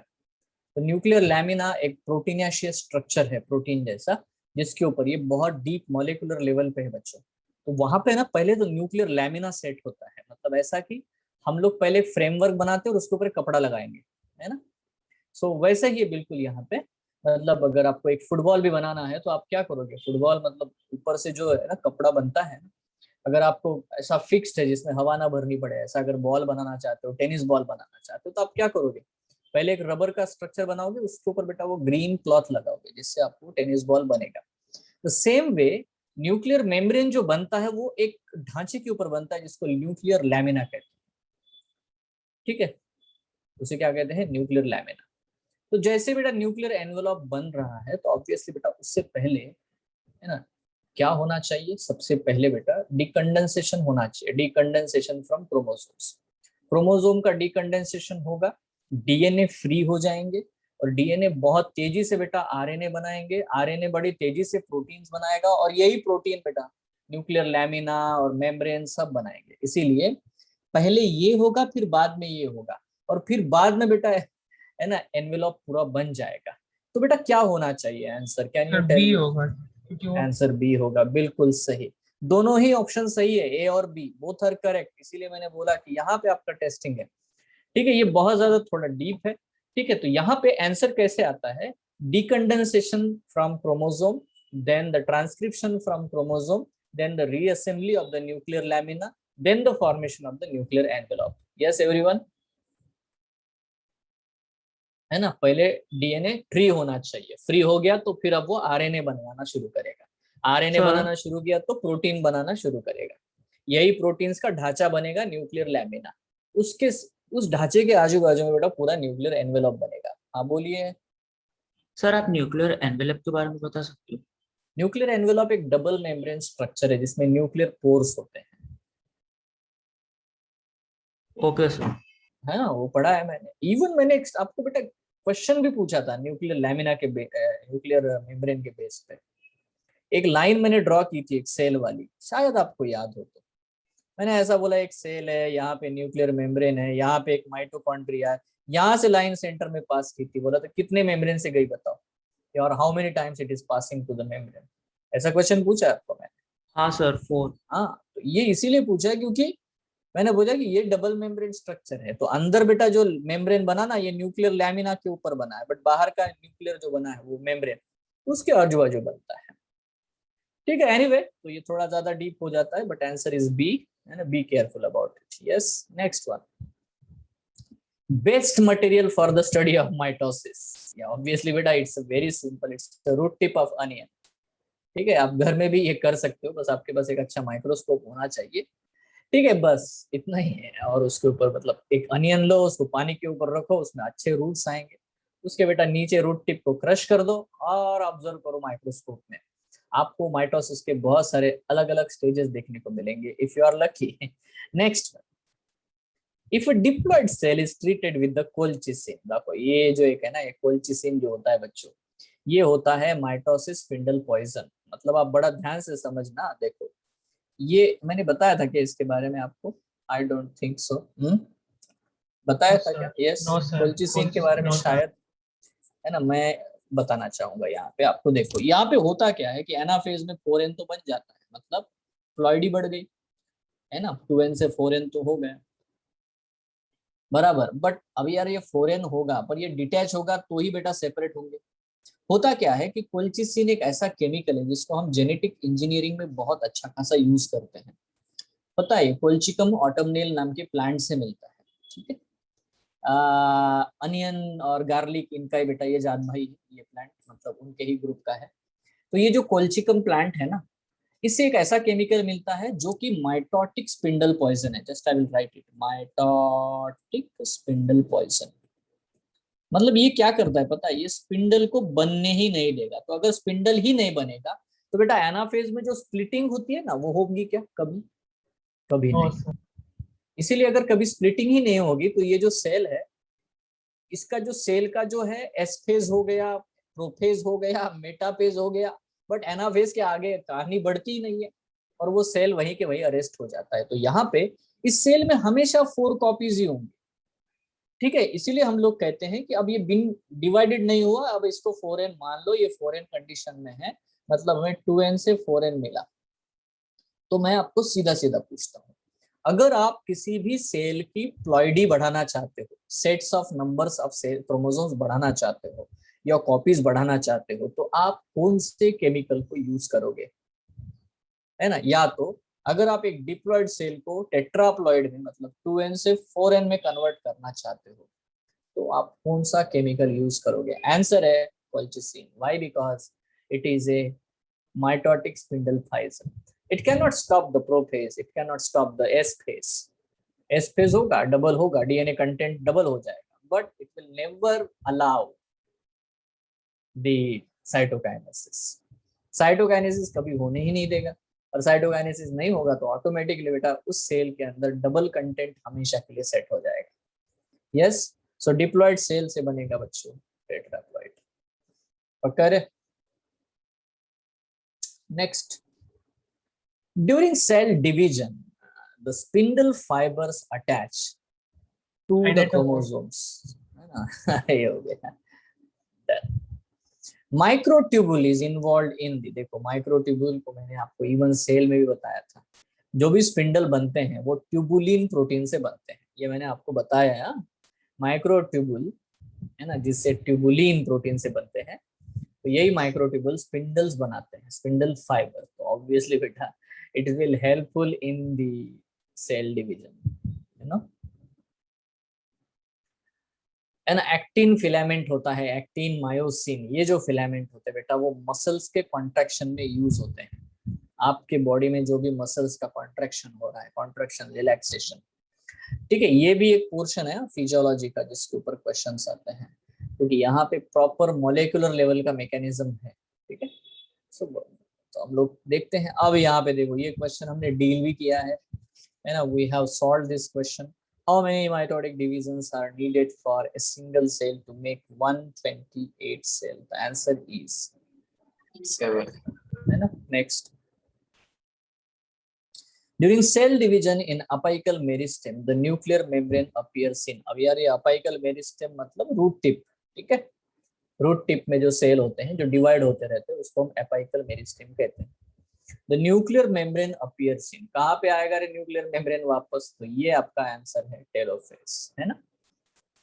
Next, colchicine is employed to diploidize a haploid cell as it। देखो मतलब अगर कोई n है तो उस सेल को आप 2n में कन्वर्ट कर सकते हो, जैसे हमने 2n से 4n किया था।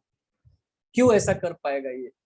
क्योंकि ये माइटोसिस को इनहिबिट करता है या inhibits formation of mitotic spindle. Sir B वाला होगा। बिल्कुल, ये आपका आंसर है। अलाउ, ये डीएनए रेप्लिकेशन को अलाउ करेगा definitely. Inhibits formation of centromere भी नहीं रोक सकता, सेंट्रोमियर बनेगा, रेप्लिकेशन होगा, सर है ना। वहाँ पे लिखा है mitosis replication of DNA twice, वो रॉन्ग होगा ना? अलाउज रेप्लिकेशन ऑफ डीएनए, नहीं ऐसा कुछ नहीं करने देगा, क्योंकि कभी भी सेल में एक ही बार डीएनए रेप्लिकेशन होता है, दो बार नहीं होता, तो वो ये करेगा ही नहीं ना। तो क्वेश्चन ही ये है कि बेटा वो क्या कर सकता है। द आंसर इज सिंपल कि वो सिर्फ माइटोटिक स्पिंडल को फॉर्मेशन से रोक देगा, दैट्स इट, ठीक है। देखो माइटोसिस हो या मियोसिस हो, किसी में भी डीएनए 2 बार रेप्लिकेट नहीं होता, ठीक है। 2 बार ये मतलब एक ना, जो बड़े वाले क्रोमोसोम होते हैं जिनको हम जायंट क्रोमोसोम कहते हैं, जो हम लोग खुली आंखों से भी कभी देख पाते हैं, है ना, जिसकी आंखें अच्छी हो उसके लिए, है ना। तो उनकी केस में हम लोग देख सकते हैं कि बार बार बेटा डीएनए रेप्लिकेट होता है विद इन ए सेल, एक ही सिंगल सेल में एक ही डीएनए इतनी बार रिपीटली रिपीट। इवन देखो मैं आपको एक चीज बता के रखता हूँ, क्या आप लैब में डीएनए को कंट्रोल्ड कंडीशन में बार बार रेप्लिकेट कर सकते हो? ठीक है, जैसे मैं आपको केस समझा देता हूँ, सारे बच्चे बड़े ध्यान से केस को समझे। केस को बेटा हम केस से समझेंगे, ठीक है। केस मतलब हेयर। देखो एक मर्डर का सीन हुआ है और एक लाश पड़ी हुई है, आप डिटेक्टिव हो, ठीक है। आप वहां पे गए और आपने देखा कि वहां पे बहुत सारे हेयर छोटे वाले, है ना, पड़े हैं जो कि व्हाइट कलर के, और जिसका मर्डर हुआ है वो थोड़ा सा यंग है, तो आपको शक है, तो आपने वो सारे व्हाइट कलर वाले हेयर कलेक्ट किए, ठीक है।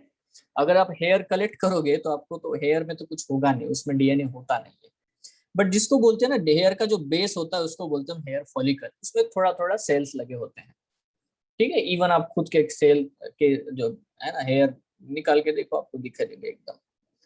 तो अब देखो यार, मुद्दा ये है कि हम करना है हमें, है ना। अभी हमारे पास सस्पेक्ट्स है, वहां पे एक नौकर है जो थोड़ा बूढ़ा है, उसके ऊपर हम सस्पेक्ट है ना वो है। तो फिर आप क्या करोगे? आप बोलोगे कि यार चलो हम डीएनए फिंगरप्रिंटिंग करते हैं, बराबर है। डीएनए फिंगरप्रिंटिंग से पता लगाएंगे कि ये बूढ़ा वहां पे था क्या, ठीक है, दैट्स इट।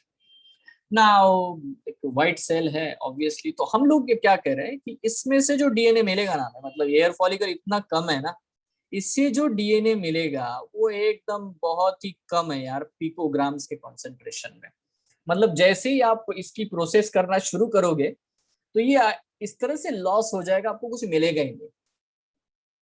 तो as a forensic scientist, as a DNA fingerprinting expert, what you will do first thing first, आप पहले से इसका कुछ नहीं करोगे। ये डीएनए जैसे आइसोलेट करोगे ना, इसको आप चाहोगे कि कम से कम ये माइक्रोग्राम में अमाउंट में मिले, बट सेम डीएनए मिले, क्योंकि उसको हमने कंपेयर भी करना है ना। अलग अलग डीएनए हो जाएगा तो आप कंपेयर नहीं कर पाओगे। तो इसी डीएनए की एग्जैक्ट कॉपीज जो है इतनी बनाई जाए रिपीटेड साइकिल्स में एक्सपोनेंशियली कि वो माइक्रोग्राम तक पहुंच जाए, ताकि हम आराम से बेटा उस डीएनए को हैंडल कर सके। तो क्या हम ऐसा कर सकते हैं? तो आंसर है यस, वी कैन। उस प्रोसेस को हम लोग पीसीआर कहते हैं, पॉलीमरेज चेन रिएक्शन, ठीक है। उसे हम क्या कहते हैं? पॉलीमरेज चेन रिएक्शन कहते हैं, जिससे हम लोग किसी भी एक डीएनए को लैब में, मतलब टेस्ट ट्यूब में, मतलब बेटा इन विट्रो कंडीशंस में हम डीएनए का रेप्लिकेशन अंजाम दे सकते हैं, वो भी बेटा इन रिपीटेड साइकिल। रिपीटेड साइकिल मतलब इट विल सी ना, आप समझो ना, पिकोग्राम से माइक्रोग्राम तक आप पहुंचा रहे हो, मतलब कितनी बार आप उसको बेटा रिपीटेडली है ना उसका मल्टीप्लीकेशन करोगे एक्सपोनेंशियल वे में, है ना, वो सेम डीएनए आपको मिलता है। But with in a cell naturally एक ही बार डीएनए डिवाइड होगा for a normal cell division. Done, clear है क्या रे? अब ये हाँ, सब बातें धीरे धीरे मैंने आपको समझानी है, मतलब प्रीसीआर की प्रोसेस, मतलब एग्जैक्टली क्या, क्योंकि ये सब क्वेश्चंस आते हैं, थोड़ा टेक्निकल चीजें जो है हम लोग समझें तो अच्छा रहेगा। नेक्स्ट है बेटा देखो, best stage to observe the shape, size and number of metaphase. Chromosome. बिल्कुल सही है ना, ये आपका आंसर है ना, बिना दिक्कत के। बट फिर भी मैं एक चीज बोल के रखता हूँ, अगर उन्हें पूछा कि only shape of the cell chromosome, तो तब आप आंसर देना एनाफेज, अगर एनाफेज दिखे तो। क्योंकि जब वो सेपरेट होते हैं ना क्रोमोसोम, तब उनका वो एल शेप, वी शेप, ये सब दिखाई देता है, ठीक है। अटैच होते हैं तो सेंट्रोमियर पे ऐसे तो पता ही नहीं चलता क्या शेप है, ठीक है। Next one, number of chromatids at a metaphase is. अब आप यार बता सकते हो कि मेटाफेज स्टेज में कितने क्रोमैटिड होते हैं एक क्रोमोसोम में। तो बेटा मेटाफेज स्टेज में आपको ऐसी कंडीशन देखने को मिलता है, ये देखो, है ना। So how many chromatid are there, ये एक क्रोमैटिड है, ये एक क्रोमैटिड है और ये सेंट्रोमियर है। So how many chromatid are there, number of chromatids in metaphase, चाहे माइटोसिस हो चाहे मियोसिस हो ठीक है, दोनों ही केसेस में आपको दो क्रोमैटिड और एक सेंट्रोमियर आपको देखने को मिलेगा always. Yes, so what should be the answer? sir, 2 each in mitosis and meiosis. Obviously, ठीक है, that's it, done. Mitotic anaphase differs from the metaphase in processing. तो एनाफेज और मेटाफेज में बिल्कुल डिफरेंस है यार। एनाफेज में आपको हमेशा 1 सेंट्रोमियर 2 क्रोमैटिड देखने को मिलेंगे मेटाफेज में, और एनाफेज में क्योंकि सेपरेट हो जाता है तो यहाँ पे आपको देखने को मिलेगा बेटा डायड से मोनैड बन जाएगा, 1 सेंट्रोमियर 1 है ना क्रोमैटिड आपको देखने को मिलेगा इन एनाफेज। तो mitotic anaphase differs from the metaphase in possessing. Now the answer for this question is same number of chromosome and same number of chromatids, half number of chromosome and half number of chromatids, half number of chromosome and same number of chromatids, क्या होगा? Sir, D हो जाएगा। क्योंकि देखो मैंने तो बताया आपको मेटाफेज में होता है 2n4c और एनाफेज में होता है 4n4c। Now you can tell the answer, yes और नो, है ना। ये क्रोमैटिड का नंबर बता रहा है तो वो तो उतना ही होगा, 4c पहले था बाद में 4c ही है, बट मेटाफेज में 2n होता है, number of chromosome is half as compare to the number of anaphase. So half number of chromosome and same number of chromatids. Yes या डबल होगा, तो सेम नंबर ऑफ क्रोमोसोम तो होगा नहीं, that is what the point, same है ना, half number of chromosome and same number of chromatid भी है ना होगा। So that's it, that is our answer, done. Yes, sir. तो ये है बच्चों माइटोसिस के बारे में। अब उससे भी थोड़ा डिफिकल्ट होता है मियोसिस। अब मियोसिस में क्योंकि 2 बार स्टेजेस आती है, जाइगोटीन, पैकेटीन और ये सब आता है, इसलिए उसमें थोड़े ज्यादा है ना अलग प्रकार के क्वेश्चंस आपको, इवन क्रॉसिंग ओवर, रिकॉम्बिनेशन, ये सब चीजें देखने को मिलती है ना।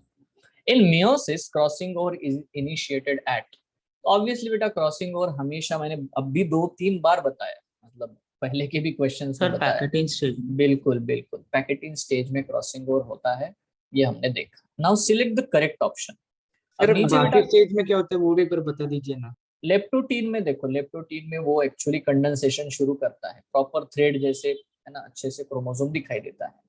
जाइगोटीन में पेयरिंग होता है, सिनेप्सिस, और डिप्लोटीन में आपको कायास्माटा नजर आता है, सिनेप्टोनेमल कॉम्प्लेक्स डिसॉल्व हो जाता है और वो एक दूसरे को दूर दूर ढकलना शुरू कर देते हैं। और डाइकाइनेसिस में है ना आपको बेटा वो एकदम टर्मिनल एंड पे चिपके देखते हैं, उसको हम लोग बोलते हैं टर्मिनलाइजेशन। Is it clear? इसका ठीक है, शॉर्ट फॉर्म दिया था ना। हाँ, लेजी पैक पाकी दीदी ना, यही ना। Yes. Now select the correct option. देखो अभी इसमें क्या आपको लगता है, बताओ करेक्ट क्या है? सिनेप्सिस, अलायंस, होमोलॉगस क्रोमोसोम, ये क्या सर ए एनाफेज का 2 में 5 होता होना है? चाहिए। हाँ? ए का 5 होना चाहिए। एक नहीं नहीं, हाँ ठीक है ना, तो ए का 5, ए का 5, ए का 5 सिनेप्सिस अलायंस होमोलॉगस क्रोमोसोम, तो ये तो जाइगोटिन है ना, पेयरिंग बोल रहा है सिनेप्सिस, ठीक है। होमोलॉगस क्रोमोसोम पेयर करते हैं, ये जाइगोटिन स्टेज में होगा, जो अभी मैंने बताया पेयरिंग, ठीक है। उसके बाद होगा synthesis of RNA and protein. Obviously यहाँ पे देखो synthesis of RNA and protein will happen only in G2 phase, है ना, ताकि वो माइटोसिस कर सके, अच्छा खासा आरएनए और प्रोटीन बना लेगा पहले से जितनी रिक्वायरमेंट है। एक्शन ऑफ एंजाइम रिकॉम्बिनेज, देखो रिकॉम्बिनेशन डेफिनेटली क्रॉसिंग ओवर में होगा, तो आंसर है बेटा पैकेटिन स्टेज, ठीक है। Action of enzyme recombinase, recombination crossing over, ठीक है। Then centromere do not separate but chromatids move toward the opposite pole, जो कि जिसको हम डिसजंक्शन बोलते हैं, दैट हैपेंस इन एनाफेज 1, ठीक है। सो यहाँ पे आपका आंसर होगा A2B3, A2B3, C4, 5D4, that's it. A is the correct answer. Done? Yes everyone, किसी को डाउट है बेटा? अच्छा ये कौन पकड़ पाया रिकॉम्बिनेज वर्ड, है ना। देखो रिकॉम्बिनेज एक्चुअली एज लिखा है, मतलब मैंने आपको बताया एज का मतलब क्या होता है, एंजाइम, है ना। अब ये एंजाइम कहाँ पे यूज होगा, जब रिकॉम्बिनेशन होगा तब क्रॉसिंग ओवर में, ठीक है। नेक्स्ट, ओके, सिलेक्ट और choose the correct option from the following events of meiosis in correct sequence.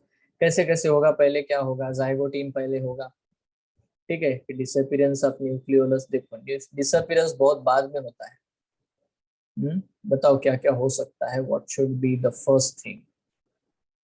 तो इन्होंने देखो एक चीज बढ़िया से बताई है, BACD, बी मतलब सिनेप्सिस, फिर होगा क्रॉसिंग ओवर, फिर होगा टर्मिनलाइजेशन, है ना, डाइकाइनेसिस में होता है, और आखिरी में होगा disappearance of nucleolus. So the answer is this BACD, पहले जाइगोटिन स्टेज, फिर पैकेटिन स्टेज, फिर बेटा डाइकाइनेसिस, और फिर होगा बेटा प्रोफेज का एंड, ठीक है, जहां पे आपको न्यूक्लियोलस का डिसअपीयरेंस भी देखने को मिलेगा, ठीक है। So this should be your answer. Next, the chromosome in which centromere is situated close to one end are.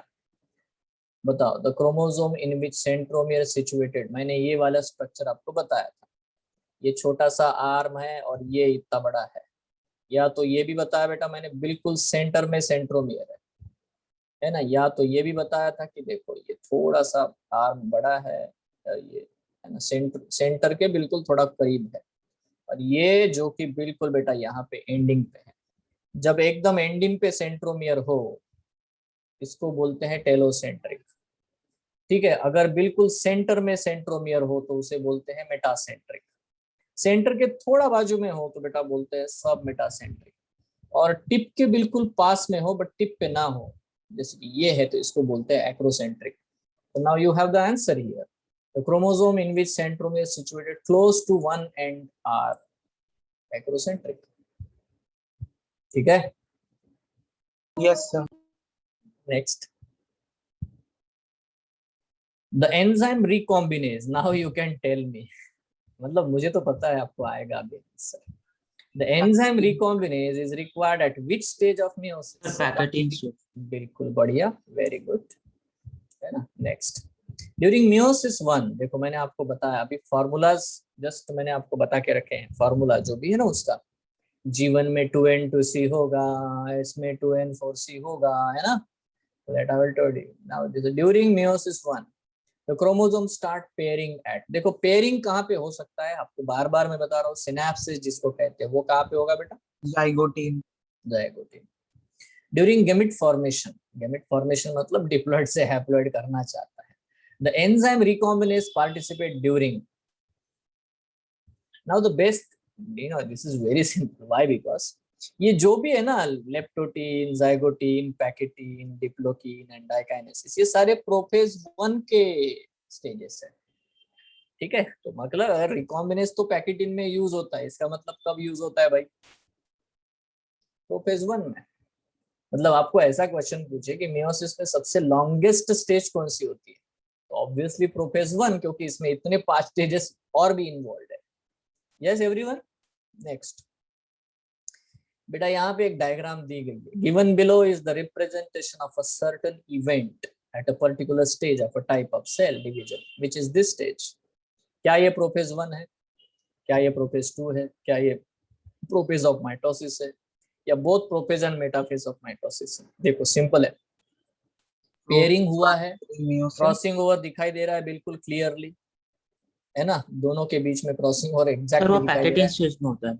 बिल्कुल ये पैकेटिंग स्टेज में, बट पैकेटिंग स्टेज कहाँ पे होगा? Obviously it Prophase one. Happens in Prophase one. है ना। Next, identify the meiotic stage in which the homologous chromosomes separate while the sister chromatids remain associated at their centromeres.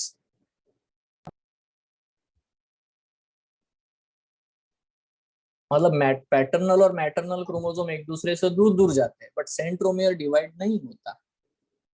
ठीक है, Anaphase one. बिल्कुल बढ़िया बेटा, एनाफेज 1 मैंने आपको ये बताया है। अगर आप माइटोसिस मियोसिस को समझना चाहते हो तो आपको एनाफेज और एनाफेज 1 का डिफरेंस बिल्कुल क्लियरली पता होना चाहिए। एनाफेज में सेंट्रोमियर डिवाइड होता है, इसलिए दो क्रोमैटिड एक ही क्रोमोसोम के सेपरेट होते हैं।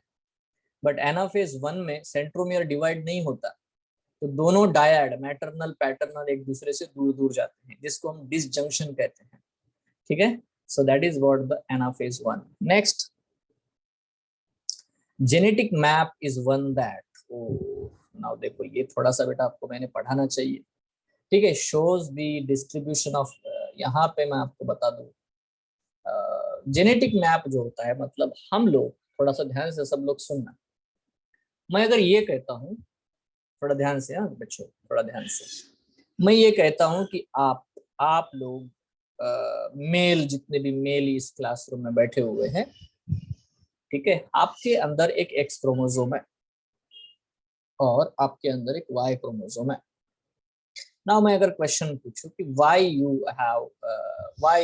The males are male, now the point is, थोड़ा ध्यान से समझना कि जो एक्स क्रोमोसोम के ऊपर जितने भी जीन है ना बेटा, ये सारे फीमेलनेस के हैं, मतलब वो फीमेलनेस लाएंगे। मतलब इस क्लासरूम में जितने स्टूडेंट बैठे हुए एज ए मेल, उनमें वो सारे कैरेक्टरिस्टिक है जो फीमेल के हो सकते हैं। ठीक है, इंक्लूडिंग मी, सब में, हम में, मेल में। बट ये वाला जो पोर्शन है ना इसका, ये भी सेम है, फीमेल मतलब एक्स क्रोमोसोम जैसा ही है नीचे वाला portion. Thank to this stage, ये वाला स्टेज, ये वाला जो है ना जिसको मैंने ग्रीन किया, देखिए ये वाली जो स्टेज है बेटा, ये वाला जो आर्म है ना वाई क्रोमोसोम का, इतना बस ग्रीन वाला, यही बस रेस्पॉन्सिबल है। और इसके ऊपर एक जीन है जिसको हम लोग बोलते हैं SRY जीन। ठीक है, ये है बेटा SRY जीन। अब ये जो SRY जीन होता है ना, ये SRY जीन है और यहाँ पे ये लोकेटेड होता है, और ये SRY जीन में ये एबिलिटी बेटा को सारे फीमेलनेस को सप्रेस कर देता है। It has that much ability in a single gene. It has that ability to suppress the entire femaleness. You got it? You got it? Which gene it is? SRY gene. इसके बारे में थोड़ा detail में बाद में बात करते हैं। But remember this. How I know the SRY gene is located at that arm? You know? तो इसी को मैं बोलता हूँ बेटा कि मैं क्रोमोसोम के ऊपर कौन सा जीन कहाँ पे लोकेटेड है, इसको जब ढूंढता हूँ उसे मैं बोलता हूँ genetic mapping. Is it clear? अभी यहाँ पे पॉइंट पे आया मैं। जेनेटिक मैप क्या चीज है भाई? जेनेटिक मैप का मतलब है कि which genes location is where on the chromosome, on which chromosome. Yes, है ना। ये अगर मैं जब ढूंढता हूँ, ये जब मैं बातें करता हूँ, जैसे कि थैलेसेमिया नाम का डिजीज है, अगर मैंने कहा कि थैलेसेमिया नाम का जो डिजीज है उसका जीन 11वें क्रोमोसोम पे प्रेजेंट है, 11वें नंबर पे क्रोमोसोम पे प्रेजेंट है, अब ये मैं बताता हूँ, तो ये जेनेटिक मैपिंग हुआ ना, है ना। या तो एक आधा बच्चा पैदा हुआ हॉस्पिटल में और वो बच्चे को जैसे मारा, उसको उल्टा लटकाया, उसको चिमटे लिए, रो नहीं रहा है, और जैसे उसने रोया शुरू किया तो उसका आवाज कोया कोया नहीं आता है, मियाओ मियाओ आता है, तो हम उसको बोलते हैं कैट क्राई डिजीज। अब यार ये कैट क्राई डिजीज पता है 5वें नंबर के क्रोमोसोम पे शॉर्ट आर्म पे होता है। मतलब देखो ये 5वां क्रोमोसोम है, ये उसका लॉन्ग आर्म है, ये छोटा आर्म है, ठीक है। तो छोटे आर्म पे डिलीशन होता है ना, यहाँ से वो टूट जाता है और इसीलिए वो डिजीज होता है। So how you I locate this gene and how I locate the position of the gene or the problem. So that is called as what the genetic map. Are you getting this? Yes or no? बच्चों थोड़े से करीब ही जा रहे हो अभी आप Nobel prize लेने के, ज्यादा दूर नहीं हो, है ना। Just you are now looking into a molecular level of biology, you know, which is more fascinating now. अब ये जेनेटिक मैप जब बनाया जाता है तो उसमें एक्चुअल क्या है, shows the distribution of various species in a region। क्या अलग अलग स्पीसीज कौन कौन से हैं, यहाँ पे कौन से कितने प्रकार के कुत्ते मिलते हैं, ये ढूंढना जेनेटिक मैप है क्या। Establish site of the gene on a chromosome, yes it is। समझ रहे हो बच्चों? Yes sir। और हाँ तो हम लोग ये जो रिकॉम्बिनेशन होता है ना, रिकॉम्बिनेशन, उसको बहुत अच्छे से क्लेवरली यूज करते हैं थैंक्स टू द मॉर्गन नाम के साइंटिस्ट है जिन्होंने लिंकेज का कंसेप्ट ढूंढा, डिस्कवर किया।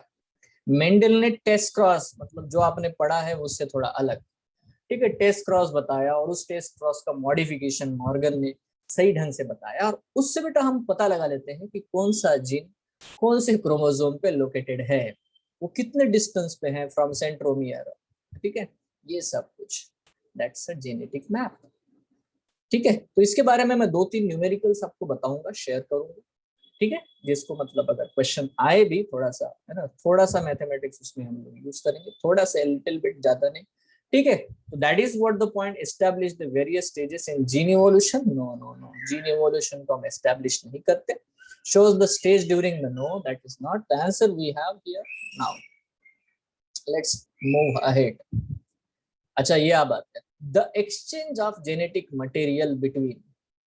आपको समझ में आ रहा है मैं सेल डिवीजन के क्वेश्चंस वगैरह क्यों ले रहा हूँ, क्योंकि मैं आगे चल करके जब जेनेटिक्स मॉलिक्यूलर बायोलॉजी पढ़ाऊँ तो मेरे पास में एक टूल है यार, मैंने आपको बता के रखा है कि यार देखो ये चीज थी, अब उसको मैं यूज कर रहा हूँ, है ना, एप्लीकेशन नाउ। अच्छा ये देखो, the exchange of genetic material between chromatids of a paired homologous chromosome during first meiotic division is called। क्या बोलते हैं उसको, जब वो एक्सचेंज हो जाता है ना, उसे क्या कहते हैं, what it called as transformation, chiasmata, crossing over या सिनेप्सिस। क्रॉसिंग ओवर, बिल्कुल सही बच्चों, उसको बोलते हैं क्रॉसिंग ओवर। बट रिमेंबर जब क्रॉसिंग ओवर की पोजीशन देखी जाती है कि कहाँ पोजीशनड है, उसे chiasmata कहते हैं। chiasmata is the position where the crossing over is happening। समझ रहे हो क्या बेटा? Yes sir. हाँ chiasmata, ये आपको डिप्लोटिन स्टेज में क्लियरली दिखाई देता है। सर आप सिनेप्सिस के बारे में बता सकते? Synapsis is a pairing of the homologous chromosome, just they pair। Yes, एक मैटरनल और पैटर्नल क्रोमोसोम एक दूसरे से पेयर हो जाता है, जो कि जाइगोटिन स्टेज में होगा, ठीक है, यस। ना ये तो अलग ही फंडा है यार, इसको हम लोग अलग से डिस्कस करेंगे, ठीक है, जब हम एक्चुअली डीएनए के बारे में बात करेंगे, ट्रांसफॉर्मेशन। ना देखो इसके बारे में मैंने आपको बताया था, है ना, मुझे याद है कि मैंने आपको बताया था, अब आपको याद है कि नहीं, that is a different case, ठीक है। इवन आज के ही क्लास में मैंने ये बताया है आपको, मतलब जब डिस्कस कर रहा हूं मैं। लैम्ब्रश क्रोमोसोम ऑकर्स ड्यूरिंग, यहाँ पे मुद्दा ये है बच्चों, लैम्ब्रश क्रोमोसोम है क्या, मतलब देखो लैम्ब्रश क्रोमोसोम और दूसरा एक होता है जिसको हम कहते हैं बच्चों पॉलीटीन क्रोमोसोम। इन दोनों के बारे में मैंने आपको बताया, आई नो इट। इनको हमने कहा था बेटा जॉइंट क्रोमोसोम, जॉइंट मतलब ये बहुत बड़े होते हैं और पॉसिबली आपको इवन नेकेड आई से भी देखने को मिल सकते हैं, मतलब नॉर्मल डीएनए से ये 2000 टाइम्स मोर एंड लार्जर होते हैं। सो अंडरस्टैंड दिस, है ना। अब ये बनते कैसे हैं बच्चों, बनते ऐसे हैं, देखो ये डीएनए है, डिवाइड हो गया, फिर डिवाइड हो गया, फिर डिवाइड हो गया, फिर डिवाइड, कॉपी बनाते जा रहा है, इतने बनाता है कि यार मतलब है ना, वो एक ऐसा बंच दिखता है, गुच्छा डीएनए का खतरनाक, तो ये इतना बड़ा हो जाता है, मतलब there are lot of copies, ठीक। अब ये दिखता कहाँ पे, ऑब्वियसली बेटा आपको ये याद रखना है कि ये डिप्लोटीन फेज होता है ना मियोसिस का, उसमें अरेस्टेड रहते हैं, मतलब उससे आगे फिर बढ़ नहीं पाता, डिप्लोटीन स्टेज में केस रुक जाती है। वहां पे आपको बेटा, क्योंकि ये सारे एक दूसरे से दूर दूर जाना चाहते हैं ना डिप्लोटीन स्टेज में, है ना, तो ये फिर एकदम से क्लियरली दिखाई देने लगते हैं। So they appear very huge DNA, ठीक है, डिप्लोटीन ऑफ मियोसिस, है ना। So anyway, now meiosis is evolutionary significant because इसका इवोल्यूशन में बहुत बड़ा कंट्रीब्यूशन है। क्यों? बिकॉज जेनेटिकली सिमिलर डॉटर्स बनाएगा क्या? ये नहीं। फॉर डॉटर सेल्स नहीं, एग एंड स्पर्म्स की रिकॉम्बिनेशन, ऑब्वियसली बेटा रिकॉम्बिनेशन। अगर रिकॉम्बिनेशंस होते हैं तो नए नए वेरिएशंस आने के चांसेस बनते हैं, ठीक है। रैंडमनेस बिल्कुल बढ़ेगा, और रैंडमनेस बढ़ेगा तो रैंडम रिजल्ट्स भी आएंगे, है ना। बहुत सारे अच्छे कॉम्बिनेशंस भी आ सकते हैं, बुरे भी कॉम्बिनेशंस आते हैं। जो बुरे कॉम्बिनेशंस है या कमजोर वीक कॉम्बिनेशंस है वो ऑटोमेटिकली बेटा डिसअपीयर हो जाएंगे। बट जो स्ट्रॉन्गर कॉम्बिनेशन, सुपेरियर कॉम्बिनेशंस बनते हैं वो बेटा उभर करके सामने आते हैं, और हो सका तो बेटा नया स्पीसीज भी बना सकते हैं। नए स्पीसीज के बनने की प्रोसेस को, formation of new species is called as the speciation. तो ये इवोल्यूशन के चैप्टर में हमें पढ़ना पड़ता है, ठीक है। Now meiosis 2 performs. मियोसिस 2 क्या होता है? देखो, डॉटर सेल जो बन जाते हैं मियोसिस 1 में वो कैसे होते हैं? They are N and 2C, N and 2C। मतलब अभी मियोसिस 2 में ये 2C को सेपरेट करके N और C में कन्वर्ट करना है, इतना ही तो है, ठीक है। हैप्लॉइड तो पहले ही बन चुका है, अब बस आपको दो कॉपीज को सेपरेट करना होता है। तो what is happens meiosis 2? Separation of sex chromosomes? No, it's not related to only sex chromosomes, it's related to all the chromosomes. Then synthesis of DNA and centromere, बिल्कुल यहाँ पे DNA का synthesis का कोई संबंध नहीं है, DNA सिंथेसिस S फेज में हो जाता है। Separation of the homologous chromosomes, देखो होमोलॉगस क्रोमोसोम का सेपरेशन एनाफेज 1 में ही हो चुका है। पैटर्नल और मैटरनल जो दोनों पेयर हुए थे वो अलग हो गए, अब ये भी नहीं है। तो आंसर ये है सेपरेशन ऑफ क्रोमैटिड, क्योंकि डायड अभी भी डायड है, ठीक है, उनको बस सेपरेट करना है, वो अटैच्ड है 2C, अब उनको सेपरेट करना है, दैट्स इट। तो सेंट्रोमियर का डिवीजन एनाफेज 2 में होगा मियोसिस 2 के, और क्रोमैटिड सेपरेट हो जाएंगे। So that is the point. Look into this meiosis को ध्यान से देख, है ना, मैंने आपको बताया है, we have that video also, so just go through it, because it's a basic if you want to, है ना, take it seriously, if you don't want it's okay, ठीक है। Next, in meiosis the daughter cells differ from the parent cell as well as, ये इसका जवाब आप दे पाओगे, है ना। the daughter cell differs from the parent cell as well as among themselves, मतलब सारे सेल भी जो बने हैं डॉटर सेल 4 वो भी एक जैसे नहीं होंगे। ऐसा क्यों? ऐसा क्यों होगा? सारी ही चीजें होंगी उसमें। अब यार ये सब समझना पड़ेगा कि एक्चुअल डिफरेंस क्या है, सेग्रीगेशन क्या होता है, इंडिपेंडेंट असॉर्टमेंट क्या होता है, और क्रॉसिंग ओवर क्या होता है। ये सारी चीजें बेटा आपको देखने को मिलेगी। मियोसिस में हर चीज होगी, ठीक है। Genes which are located on the different chromosomes, उनके हिसाब से हम इंडिपेंडेंट असॉर्टमेंट कहेंगे, ठीक है। Genes which are present on the same chromosome, उनको सेपरेट करना है तो क्रॉसिंग ओवर की जरूरत पड़ेगी, ठीक है। और सेग्रीगेशन तो बेटा एवरी जीन के अलील्स के बीच में होता है ना, will talk about that in genetics, ठीक है। सेग्रीगेशन, इंडिपेंडेंट असॉर्टमेंट और क्रॉसिंग ओवर, इनमें एक्चुअल क्या डिफरेंस है इसको हमें समझना है, ठीक है। बट ये समझो कि क्रॉसिंग ओवर इंडिपेंडेंट असॉर्टमेंट से अपोजिट में, मतलब, है ना, उसके क्या बोलते हैं, लिंकेज का जो कंसेप्ट है उसके साथ डील करता है। Anyway, the answer for this question is a. Yes everyone, but इसको समझना पड़ेगा बहुत ज्यादा डिटेल में मतलब आपने थोड़ा बहुत तो पढ़ाई होगा मेंडेल को, है ना। मेंडेल भाई साहब 9th या 10th में एटलीस्ट, यस और नो बच्चों? Grigor John sir Mendel, genetics था पर फिर निकाल दिया क्वेश्चन। इतना सारा मैं बड़बड़ कर रहा हूँ है ना, सेग्रीगेशन, इंडिपेंडेंट असॉर्टमेंट, न जाने क्या क्या। Okay, I will try my best, क्योंकि मुझे लगा कि आपका थोड़ा तो बेसिक है। Anyway, no problem at all. Now थोड़ा ध्यान से देखो, segregation of Mendelian factor capital A small a occurs during, देखो सेग्रीगेशन भी अगर जो होता है वो कब होगा? डिप्लोटीन स्टेज में तो नहीं होगा, एनाफेज 1 में होगा कि एनाफेज 2 में होगा, that is only the point, बाकी सब ठीक है। So when the segregation will happen, मतलब एक ही जीन के दो अलील है, एक डोमिनेंट है एक रिसेसिव है ना, ये एक दूसरे से कब सेपरेट होंगे, that is what the simplest question. ठीक है, तो ये सब यार देखो अभी हम लोग इसको है ना थोड़ा सा मतलब क्या बोलते हैं कंसिडर करेंगे बाद में, बट देखो ये तभी सेपरेट हो जाएंगे जब पैटर्नल और मैटरनल क्रोमोसोम एक दूसरे से सेपरेट हो जाएगा। इसका मतलब हमारा आंसर क्या होना चाहिए बेटा? तो बेटा मैं एक बिल्कुल एकदम बिल्कुल स्ट्रेट पत्थर की लकीर स्टेटमेंट बोलता हूँ, एनाफेज 1 वो स्टेज है जिसमें आपको ये देखने को मिलेगा कि पैटर्नल और मैटरनल क्रोमोसोम डायड एक दूसरे से सेपरेट होंगे। ठीक है, एनाफेज 2 वो प्रोसेस है जिसमें एक ही डायड के दो क्रोमैटिड एक दूसरे से सेपरेट होंगे। मैं एक और बार बोल देता हूँ, एनाफेज 1 में ये देखो ये है डायड ऑफ पैटर्नल, ठीक है, एक दूसरा कलर ले लेते हैं, ये है डायड ऑफ मैटरनल, ये एक दूसरे से सेपरेट होंगे, इसको डिसजंक्शन बोलता हूँ, और ये होता है एनाफेज 1 में। मान लेते हो इसके ऊपर अगर ए जीन है तो इसके ऊपर भी ए ही होगा क्योंकि ये एक दूसरे की कॉपी है, और मान लेते यहाँ पे अगर स्मॉल ए होगा तो यहाँ पे भी स्मॉल ए होगा क्योंकि ये भी एक दूसरे की कॉपी है। तो जब ये एक दूसरे से सेपरेट हो जाएंगे तो बेटा सेग्रीगेशन तो हुआ ही नहीं, ठीक है, सॉरी सेग्रीगेशन हुआ है बट है ना क्रोमैटिड तो सेपरेट हुए नहीं है।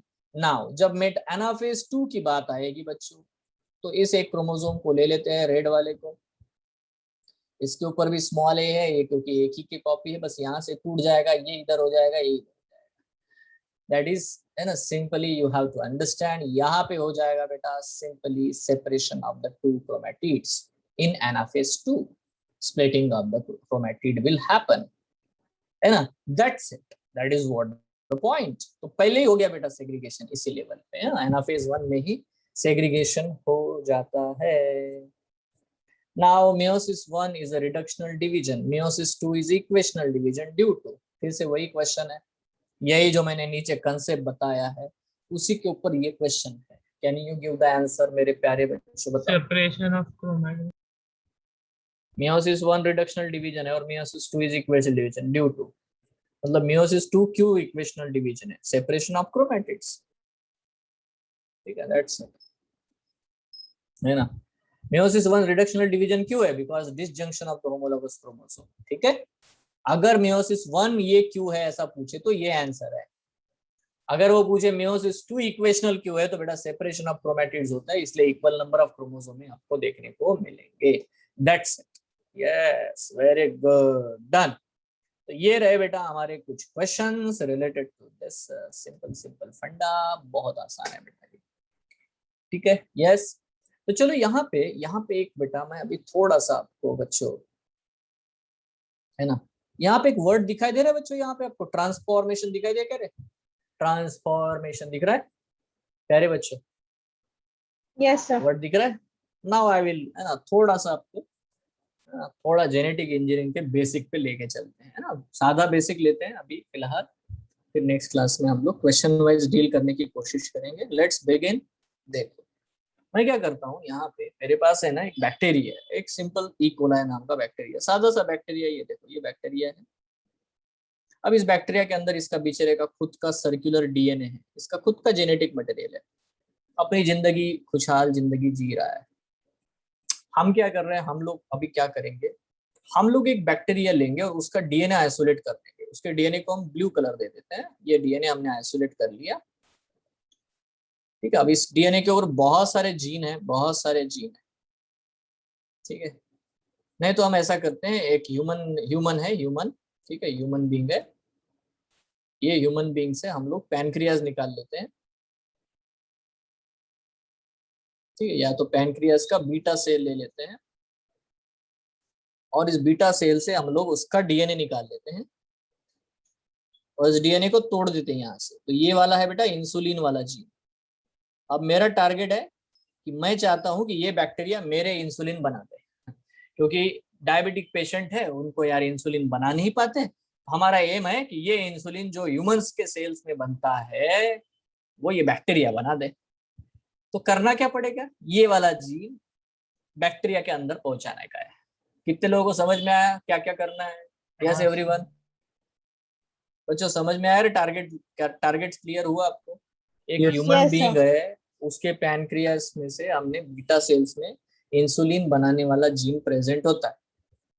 अब वो बंदा जो है, मतलब कोई भी हो यार, वो डायबिटीज वाले लोग हैं, उनमें इंसुलिन बन नहीं पाता, तो उनके ब्लड में ग्लूकोज बहुत बढ़ जाता है। तो हमने सोचा है ना, मतलब हमने पिग्स को, डॉग्स को, बफेलो ये सारे एनिमल्स को मार मार करके उनके पैनक्रियाज निकाल करके उनके बीटा सेल से बेटा हमने इंसुलिन निकालना शुरू किया और वो पेशेंट्स को देना शुरू किया। बट यार कितना मारोगे, कितने ना आप आइसोलेट कर पाओगे? नहीं कर पाते। और वो मैच भी नहीं हो रहा था यार, थोड़ा बहुत उतना इफेक्टिव भी नहीं था, क्योंकि वो ऑब्वियसली बेटा वो अदर एनिमल है, हम अदर एनिमल है, एनिमल तो हम ही है, वो भी है।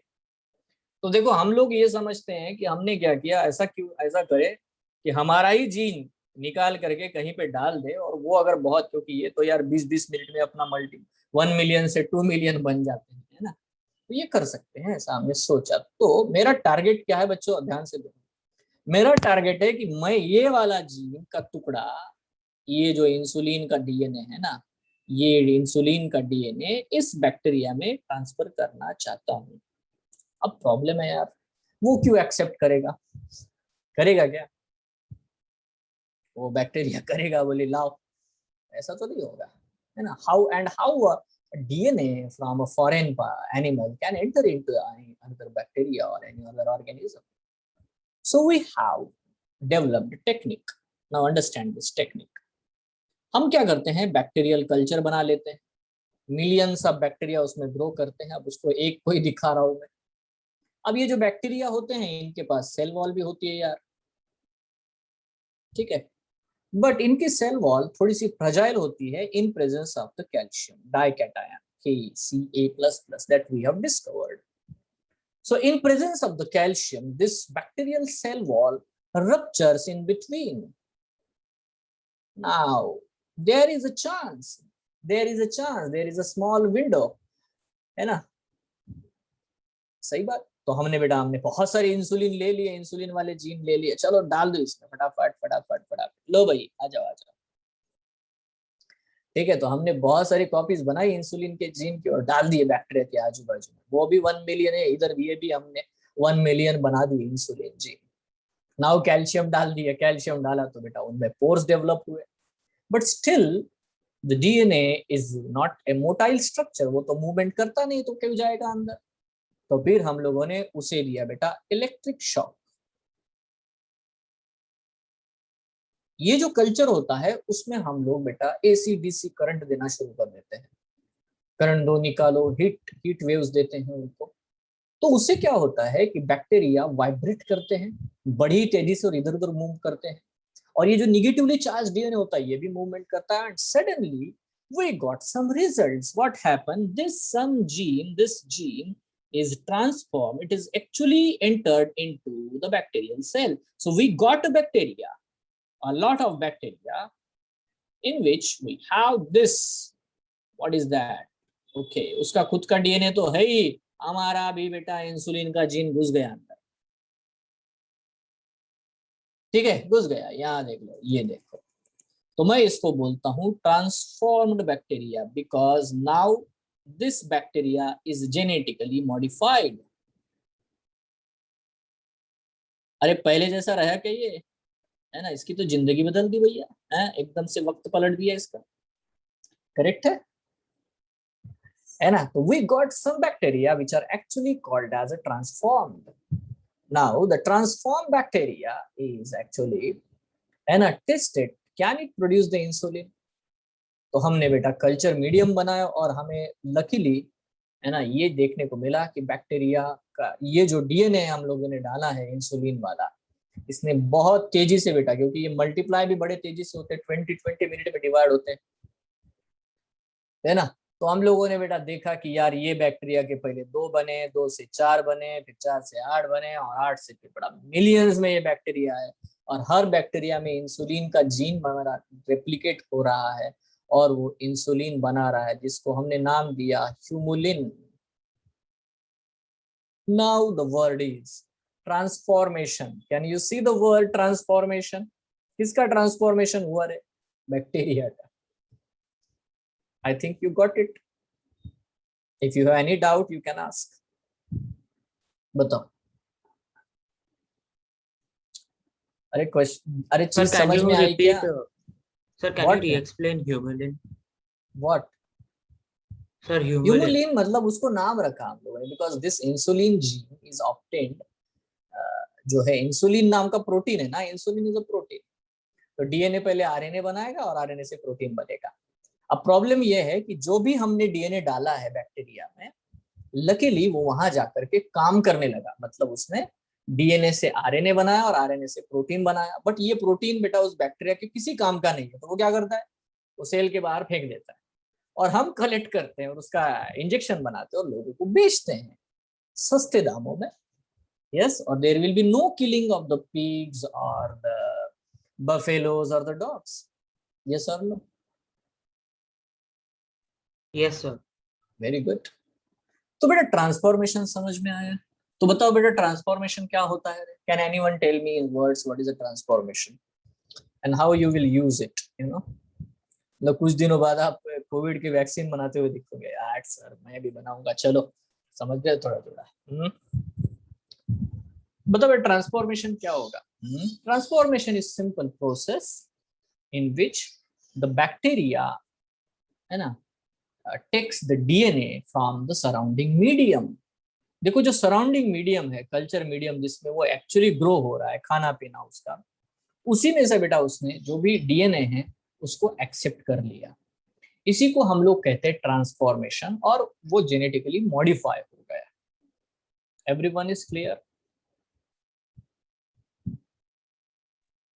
उसका खुद का Yes, sir. डीएनए मॉडिफाई नहीं होगा, उसका डीएनए जो है वैसा ही रहा। ठीक है, हमने जो डाला है डीएनए वो उसके साथ साथ में अब जब भी वो रेप्लिकेट करेगा, है ना, उसके अंदर कॉपीज बनेगी। देखो जैसे सिंपली जाता नहीं है यार ये डीएनए, इसको है ना हम लोगों को एक दूसरा एक छोटा सा डीएनए आता है सर्कुलर। ठीक है, अब इनको हम लोग बोलते हैं प्लाज्मिड। तो पहले क्या करते हैं हम लोग, ये प्लाज्मिड को तोड़ते हैं एक जगह से। अब ये प्लाज्मिड है और ये है मेरा इंसुलिन का डीएनए, वो इसको चिपका दिया। अब ये प्लाज्मिड हम बैक्टीरिया से ही लेते हैं। ठीक है, इसको बोलते हैं हम लोग रिकॉम्बिनेंट डीएनए। तो क्योंकि एकदम से आपको थोड़ा सा कंसेप्ट समझाना था, इसलिए मैंने ये वाली चीज स्किप कर दी, बताई नहीं। ठीक है, नहीं तो डायरेक्टली नहीं जाता। डायरेक्टली मतलब आप बोलो डायरेक्ट नहीं जाता। तो एक कोई भी वेक्टर हम लोग यूज करते हैं, प्लाज्मिड जिनको बोलते हैं। So will talk regarding this also. मतलब ये जो चीज है जिनके बारे में क्वेश्चंस आते हैं, सो उनके बारे में हम लोग डेफिनेटली बात करेंगे। ठीक है, जितना हम हो सकता है उतना बेटा टेक्निकल चीजें, एप्लीकेशन वाली बातें जो है ना, forget about whatever may be the KVPY और not, but you must aware about कि हाँ सर ऐसा बेसिक नॉलेज है। ठीक है, एक बच्चे में भी प्रॉपर इंटरेस्ट आ गया, क्योंकि इसमें देखो हम लोग सिर्फ बायोलॉजी वाली बात है ही नहीं यार अभी। It's about the bio physics, bio statistics, ठीक है, बायो इंजीनियरिंग, बायो इन्फॉर्मेटिक्स। ठीक है, so we need the brains which have very very verse in their even calculation, analytical power should be very great, and they also must know about the biological efficiencies, biological applications। और इसमें बहुत ज्यादा बेटा tremendous possibilities है। अगर आपको समझ में आ रही है मैं क्या करना चाह रहा हूँ। ठीक है, मैं आपको बस उन चीजों को इंट्रोड्यूस कर रहा हूँ ताकि जब भी आप फ्यूचर में भी कभी आपको मौका मिले किसी भी एक बच्चे को, तो हर साल ये मैं बताता हूँ यार कितने इंजीनियरिंग वाले बच्चे पढ़ लेते हैं, मैं बायोलॉजी वैसे बताता हूँ, तो ताकि इट विल बी हेल्पफुल। ठीक है, so anyway, so this is all about the transformation. Transformation के अलावा अब देखो मैं यहाँ पे आपको बताना चाहूंगा, ट्रांसडक्शन एक चीज होती है बच्चों, एक होता है transduction. There is a different way by which I can send the desired DNA into the bacteria. Or there is another way, it's called as what? The conjugation. Conjugation. So there are the another ways. देखो हमने बहुत technology develop कर दी है और हम बहुत अच्छे से डील करते हैं मॉलिक्यूलर लेवल पे, ठीक है। तो अब देखो ट्रांसडक्शन क्या चीज हो सकती है, उसको मैं बहुत ब्रीफ वे में आपको बताना चाहूंगा, जस्ट अ स्मॉल ब्रीफ वे। क्या बेटा ऊपर वाली चीज क्लियर है सबको? यस, ट्रांसफॉर्मेशन क्लियर है क्या? हेडिंग दे देता हूँ यहाँ पे, ये है ट्रांसफॉर्मेशन, ठीक है। ओके ओके, तो कभी बेटा आप है ना रिटर्न की बायोफिजिक्स पढ़ोगे या कभी आप लेहनिंजर की बायोकेमिस्ट्री पढ़ोगे, ठीक है, तो आपको ये सब चीजें देखने को मिलेंगी, बोलोगे यस सर बढ़िया है। चलो, तो यहाँ बच्चों है ट्रांसडक्शन के बारे में। तो ट्रांसडक्शन क्या होता है, मैं यहाँ पे बैक्टीरिया लेता हूँ, ये है बैक्टीरिया, ठीक है, और इस बैक्टीरिया का ये खुद का उसका ओरिजिनल डीएनए है, नो प्रॉब्लम एट ऑल। अब कुछ वायरसेस पाए जाते हैं यार, उनको शायद आपने ऐसे वायरस के स्ट्रक्चर देखे भी होंगे, एनिमेशन वगैरह में भी यूज होते हैं यार ये ऐसे वायरस, है ना। इनको हम लोग बैक्टीरियोफाज कहते हैं। Have you seen this type of the thing? कभी देखा? Yes, sir. मे बी, है ना। तो ये जो बैक्टीरियोफाज होते हैं ना, इनको अगर आप देखोगे मेरे प्यारे बच्चों, तो इनके अंदर इसका भी खुद का डीएनए होता है और ये ऊपर ये प्रोटीन कोट है, इस तरह से वो होते हैं। अब इनका काम ही क्या है, ये बैक्टीरिया को खाते हैं। फाज मतलब फैगोसाइटोसिस, खा जाओ भैया, मतलब खत्म ही करो। तो कैसे करते हैं बैक्टीरिया को खत्म, देखो पहले तो चीज को समझो। ये पहले इसके ऊपर अटैक करेंगे, पहचान लेंगे कि ये अपना शिकार है, ठीक है। अब यहाँ पे जाएंगे तो करेंगे क्या, देखो इसका मैं ब्लैक कलर वाला पोर्शन यहाँ बना देता हूँ। इसका जो प्रोटीन का कोट है ना, वो बाहर ही रह जाता है। ये वाला जो प्रोटीन कोट है ना, जो प्रोटीन से बना, वो बाहर रह जाता है। बट ये बैक्टीरिया बदमाश ये क्या करता है, अपने डीएनए को उसके अंदर डाल देता है। ये यहाँ पे आ गया, क्योंकि देखो वायरसेस जो भी होते हैं ना, ये वायरसेस होते हैं नॉन लिविंग। जब बाहर हैं तो they are like inert particles, उनमें कोई संभावना नहीं है, they can not multiply, they cannot replicate, they don't show any livingness properties when they are outside the host। अब ये होस्ट है बेटा, ठीक है। ये जो बाहर रह गया प्रोटीन का कोट, इसको बोलते हैं घोस्ट, ठीक है, क्योंकि इसका कुछ काम नहीं है, अभी ये गया, ये डिसइंटीग्रेट हो जाएगा, इसका कोई मतलब नहीं है। अब जो मेन चीज है वो गई है अंदर, वो है डीएनए। अब यह बैक्टीरिया का डीएनए मान ले यहाँ पे, ठीक है। अब देखो चमत्कार क्या होगा, after some time you will see that, बड़ा ही अजीब सा होता है। देखो मतलब ये जो बैक्टीरियल, देखो ये तो है बैक्टीरिया का डीएनए, ये क्या करता है, ये वायरस का डीएनए पूरी तरह से बेटा इसको कंट्रोल में ले लेता है, कंप्लीट कंट्रोल। देखो जाके चिपक गया उसको, और उसको कंप्लीट कंट्रोल में लेगा। बट अभी बोलेगा कि बस देख, तेरे पास जो भी मशीनरी है, जो कुछ भी चीजें हैं ना, वो अब मैं हैंडल करूंगा।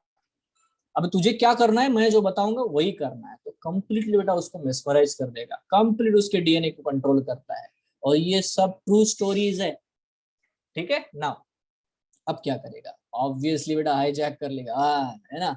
अब देखो यहाँ पे ये अपने ही डीएनए की कॉपी बनवाना शुरू करेगा, चल बना मेरे ही डीएनए बना दे, वेरी गुड। अच्छा, और जो प्रोटीन सिंथेसिस की मशीनरी है उससे क्या बनवा लेगा, है ना। अब जितने डीएनए उनको पैक करने के लिए बेटा उसको कैप्सिड चाहिए, तो वो भी बनवाना शुरू कर देता है, ढेर सारे बेटा ये कैप्सिड बनवा लेता है, ठीक है। सो लॉट ऑफ, यहाँ पे मैं ड्रॉ नहीं कर पा रहा हूँ क्योंकि छोटा बैक्टीरिया हो गया, ठीक है। तो it will make its own types. Bacteria भूल जाओ, बैक्टीरिया कुछ नहीं करेगा, अब वो खाएगा, खाता जाएगा, बाहर की सारी चीजें खींचेगा, उसके लिए डीएनए और उसके लिए प्रोटीन उसका होस्ट ये बना के देगा। और ultimately now see very clearly, है ना, यही चीज बेटा हर वायरस करता है। इवन जो भी हम लोग वायरस से परेशान है अभी, वो सब ऐसा ही करते हैं बच्चों। तो अब क्या होगा, ये देखो ये तो गया अभी इसका काम। अब ये क्या करेगा, पैकेजिंग असेंबली करना शुरू करेगा। असेंबली करेगा मतलब क्या है, नाउ देखो उसने जो भी डीएनए बनवाए थे उनको बेटा भर देगा, और प्रॉपर बेटा बैक्टीरियोफेजेस बनना शुरू हो जाएंगे यहाँ पे। मैं ज्यादा नहीं ड्रॉ करूंगा। देखो यहाँ पे उसने डीएनए भर दिया, डीएनए बन गया बेटा, ये देखो बैक्टीरियोफेज। ठीक है, अब जैसे ही बन गए बैक्टीरियोफेज, इसको बेटा वो रप्चर करना शुरू करेगा। ये देखो यहाँ से रप्चर करेगा, रप्चर करके निकल करके भागेगा यहाँ से। ठीक है, just it will move and again see any fresh bacteria, और एक फ्रेश बैक्टीरिया की जाकर के फिर अटैक मारेगा, फिर अपनी मल्टीपल कॉपीज बनाएगा। Can you understand this, how the virus attacks and how it do the damage to even our lungs in our body cell, जिसमें जिसमें अटैक करेगा वो। जैसे कोरोना वायरस आता है तो हमारे लंग्स में कैसे है ना एकदम से तहलका मचा देता है। Yes, are you getting this और नॉट? Yes, sir. है ना, हाँ बोलिए। Can this bacteriophage attack some other kind of virus? I'm not getting your question. Sir, Yes. like here, bacteriophage takes control over another bacteria. No, why you are not getting? Because your voice is very slow, बेटा। हाँ बोलो, अभी बोलो। हाँ। Sir, like here, bacteriophage is taking control over bacteria. Yes. So, can it take control over virus instead of bacteria? Why it will take? Because it is designed. Its DNA is designed. It has that gene to control the bacteria only. Because it is controlling the bacteria for its advantage. ये बाहर रह करके multiply तो नहीं कर सकता ना। Yes, sir. Yes, it's not controlling the virus. It controlling the bacterial machinery. Entirely बेटा उसको गुलाम बनी है। तो अंग्रेज है यार, इंडिया से आके लूट लूट के चले गए, वैसा ही है ये काम। समझ रहे हो आप? Yes, sir. और आज हम लोग उनको फॉलो कर रहे हैं, बोले हमको पैसा दो। ये ऐसे थोड़ी होता है। थोड़ा ध्यान से देखो बच्चों, यहाँ नोटिस करो, ये बहुत सिंपल है। अब as a scientist what I will do, मेरे को समझ में आ गया कि यार ये वायरस जो है ना, मतलब ऐसा कर सकते हैं कि अगर इन वायरसेस के डीएनए को अगर मैं मॉडिफाई कर दूं तो ये क्या कर सकता है। अभी नोटिस करना सब लोग, हम लोग कितने मतलब तेज है। देखो ये देखो, ये है बैक्टीरिया और हमने बनाया एक वायरस बैक्टीरियोफाज। अब ये बैक्टीरियोफाज में जो डीएनए है ना, मतलब जो भी है, फाजमिड हमने बना लिया, वेक्टर है ये वहां जाएगा, बैक्टीरिया के अंदर जरूर जाएगा। ठीक है, तो हमने क्या किया, अब सपोज इसके पास एक डीएनए है, ये वाला डीएनए उठाया और इस बैक्टीरिया के डीएनए में डाल दिया, और बैक्टीरियोफाज के डीएनए में डाल दिया। ठीक है, नाउ मेरे पास एक दूसरा बैक्टीरिया है, दिस इज अनदर बैक्टीरिया है, जो कि और भी उसमें प्रॉपर अलग प्रकार के फंक्शंस है। मैं क्या करता हूँ, इस वायरस को इसके ऊपर इन्फेक्ट करने को लगाता हूँ, क्योंकि ये इसी का वो है ना, ये है अटैकर है। तो जैसे ये इसके ऊपर अटैक करेगा, क्या करेगा पता है, अभी घोस्ट तो बाहर रह गया, घोस्ट बाहर जाएगा। ठीक है, बड़ा ध्यान से सब लोग सुनो, ये इसका मेन डीएनए है यार, सर्कुलर, इस बैक्टीरिया का। अब क्या होगा, हमने जो डीएनए डाला है वो डीएनए लेके पहुंचेगा और उसके ऊपर अटैच कर देगा, बाकी मल्टीप्लाई नहीं करेगा। क्यों? क्योंकि हमने जो डीएनए बैक्टीरियोफेज में डाला है, ठीक है, वो सिर्फ इंसर्ट होगा और जाके चिपक जाएगा, बस इतना ही होगा। ठीक है, अब वो मल्टीप्लाई नहीं करेगा, अपनी कॉपीज वहां जाके नहीं बनाएगा। तो इस तरह से हमने क्या किया, एक दूसरे ही बैक्टीरिया से, ये अलग बैक्टीरिया है, उसकी ये अलग स्ट्रेन है, ये अलग है, हमने क्या किया, we took a gene from a bacteria and transferred it into another variety of bacteria with the help of the virus. इसी प्रोसेस को मैं ट्रांसडक्शन कहता हूं। Now I will repeat. ठीक है, अब मैंने क्या किया था, वायरस को उसके जैसा नहीं रखा जैसा पहले है, उसके नेचुरल कैरेक्टरिस्टिक को मैंने यूज किया। मुझे पता है कि वायरस बैक्टीरिया को अटैक करेगा, तो बस मैंने बोला कि अच्छा तू करता ही है ना। कुछ लोग नहीं होते हैं, चलो मैं अरे अभी छुट्टी ले रहा हूँ, है ना, मैं अभी अपने गांव जाके आऊंगा, है ना, तो वहां पे 4 दिन रहूंगा, फिर वहां पे भी जाऊंगा, दिल्ली जाऊंगा। तो सपोज आप दिल्ली के हो, तो आप बोलोगे अच्छा दिल्ली जाएगा तो जा ही रहा है, तो मेरा ये भी सामान पहुंचा दे उधर, ऐसा। तो सेम थिंग है, विल डू। अब तू जाके अटैक करेगा ही ना, तो जाना हमारा डीएनए लेके पहुंचा, वहां जाके मल्टीप्लाई नहीं करना, वहां जाके सो नहीं जाने का है, तू बस अपना वो पलटा दे दे और निकल जाए। तू मरेगा, अपने को है ना, टेंशन नहीं है। तो ट्रांसफॉर्मेशन क्या था बेटा? Transfer of the DNA into a bacterium from the surrounding medium by using the calcium, by using the heat shock method, ये सब वो ट्रांसफॉर्मेशन था। यहाँ पे क्या कर रहे हैं हम लोग वही काम कर रहे हैं। We are transferring a gene, a desired gene from one bacterium to another bacterium with the help of the bacteriophage। उस प्रोसेस को बेटा मैं ट्रांसडक्शन कहता हूँ। Are you clear? अरे समझ रहे हो? Yes, sir. है ना? ट्रांसफॉर्मेशन अलग है, ट्रांसडक्शन अलग है, बट एम वही है मेरा। एम क्या है? एम ये है कि मैं एक बैक्टीरिया में, है ना, मैं जो डिजायर जीन चाहता हूँ पहुंचा दूं। मैंने कर दिया यार। अरे क्लियर है बच्चों? So transduction is transfer of gene with the Yes. help of bacteriophage and हाँ, yes, transformation is the transfer of gene from the surrounding medium with the help of the dication। dication कौन सा use किया हमने? Mostly calcium, ठीक है। और heat shock method, जो भी है हीट शॉक मेथड जिसको मैंने बताया, जिससे वो वाइब्रेट करे, है ना, और कैसे तो भी अपने डीएनए को अंदर, है ना, जाने का मौका मिल जाए। Is it clear? yes, sir. बहुत बढ़िया यार, बहुत ही बढ़िया। अभी जो तीसरी मेथड है जिसको मैं कॉन्जुगेशन बोलता हूँ, उसको थोड़ा समय लगेगा क्योंकि मुझे ऐसे बैकग्राउंड डेवलप करना पड़ता है ना, आपको कोई आइडिया होता नहीं है। तो देखो ये मैंने पहले बैकग्राउंड बनाया है यहाँ पे कि how the virus works. Even हमारे अंदर भी जब वायरस एंट्री करेगा कभी भी, तो वो होस्ट स्पेसिफिक होता है। जैसे HIV का वायरस है, HIV का वायरस हमारे टी लिम्फोसाइट को बराबर अटैक करेगा क्योंकि वो होस्ट स्पेसिफिक है। ऐसा नहीं कि वो किसी भी सेल को अटैक करेगा, ठीक है। अब ये जो कोविड वाला भी जो है इतना डेंजर क्यों है? क्योंकि, है ना, इसमें हम लोग ये नहीं डिटेक्ट तय कर पा रहे सही ढंग से कि वो कितने कितने सेल्स को एज ए होस्ट मान रहा है। कभी हार्ट में जाके पहुंच रहा है, कभी इंटेस्टाइन में जाके पहुंच रहा है, कभी लंग्स में तो करता ही करता है, ब्रेन में भी जा रहा है। मतलब you are observing that it is producing lot of different types of the है ना, what we can say the symptoms, ठीक है। इतने सारे symptoms अगर हमें दिख रहे हैं तो यार ऑब्वियसली, और वो इतने क्विकली कर पा रहा है, तो इसीलिए हमें इतना सोचना पड़ रहा है। नहीं तो यार अभी तक, है ना, इतना हम टेंशन ही नहीं लेते थे इसका, ठीक है। So is it clear to everyone? कोई प्रॉब्लम है? किसी को डाउट है? दो चीजें क्लियर है बेटा? Yes, sir. बहुत बढ़िया। तो बेटा हम लोग क्या करते हैं, आज यहाँ पे हमारी दुकान बंद करते हैं। नेक्स्ट क्लास में हम लोग मिलेंगे। मैं कॉन्जुगेशन से शुरू करूंगा, ठीक है। और कॉन्जुगेशन से शुरू करने के बाद में हम लोग ये समझेंगे कि क्यों हम लोगों ने मान लिया, why we have accepted that कि the DNA is actually the genetic material. Why not the carbohydrate, why not the lipids, why not the vitamins, है ना, व्हाई नॉट, है ना। हमने कैसे एक्सेप्ट कर लिया और हम लोग कितने उसके लिए आगे बढ़ चुके हैं। क्लियर है? So thank you, have a nice night, good night. Thank you. Thank you, sir. Thank you, sir. Welcome बेटा। Thank you, sir. Bye, sir.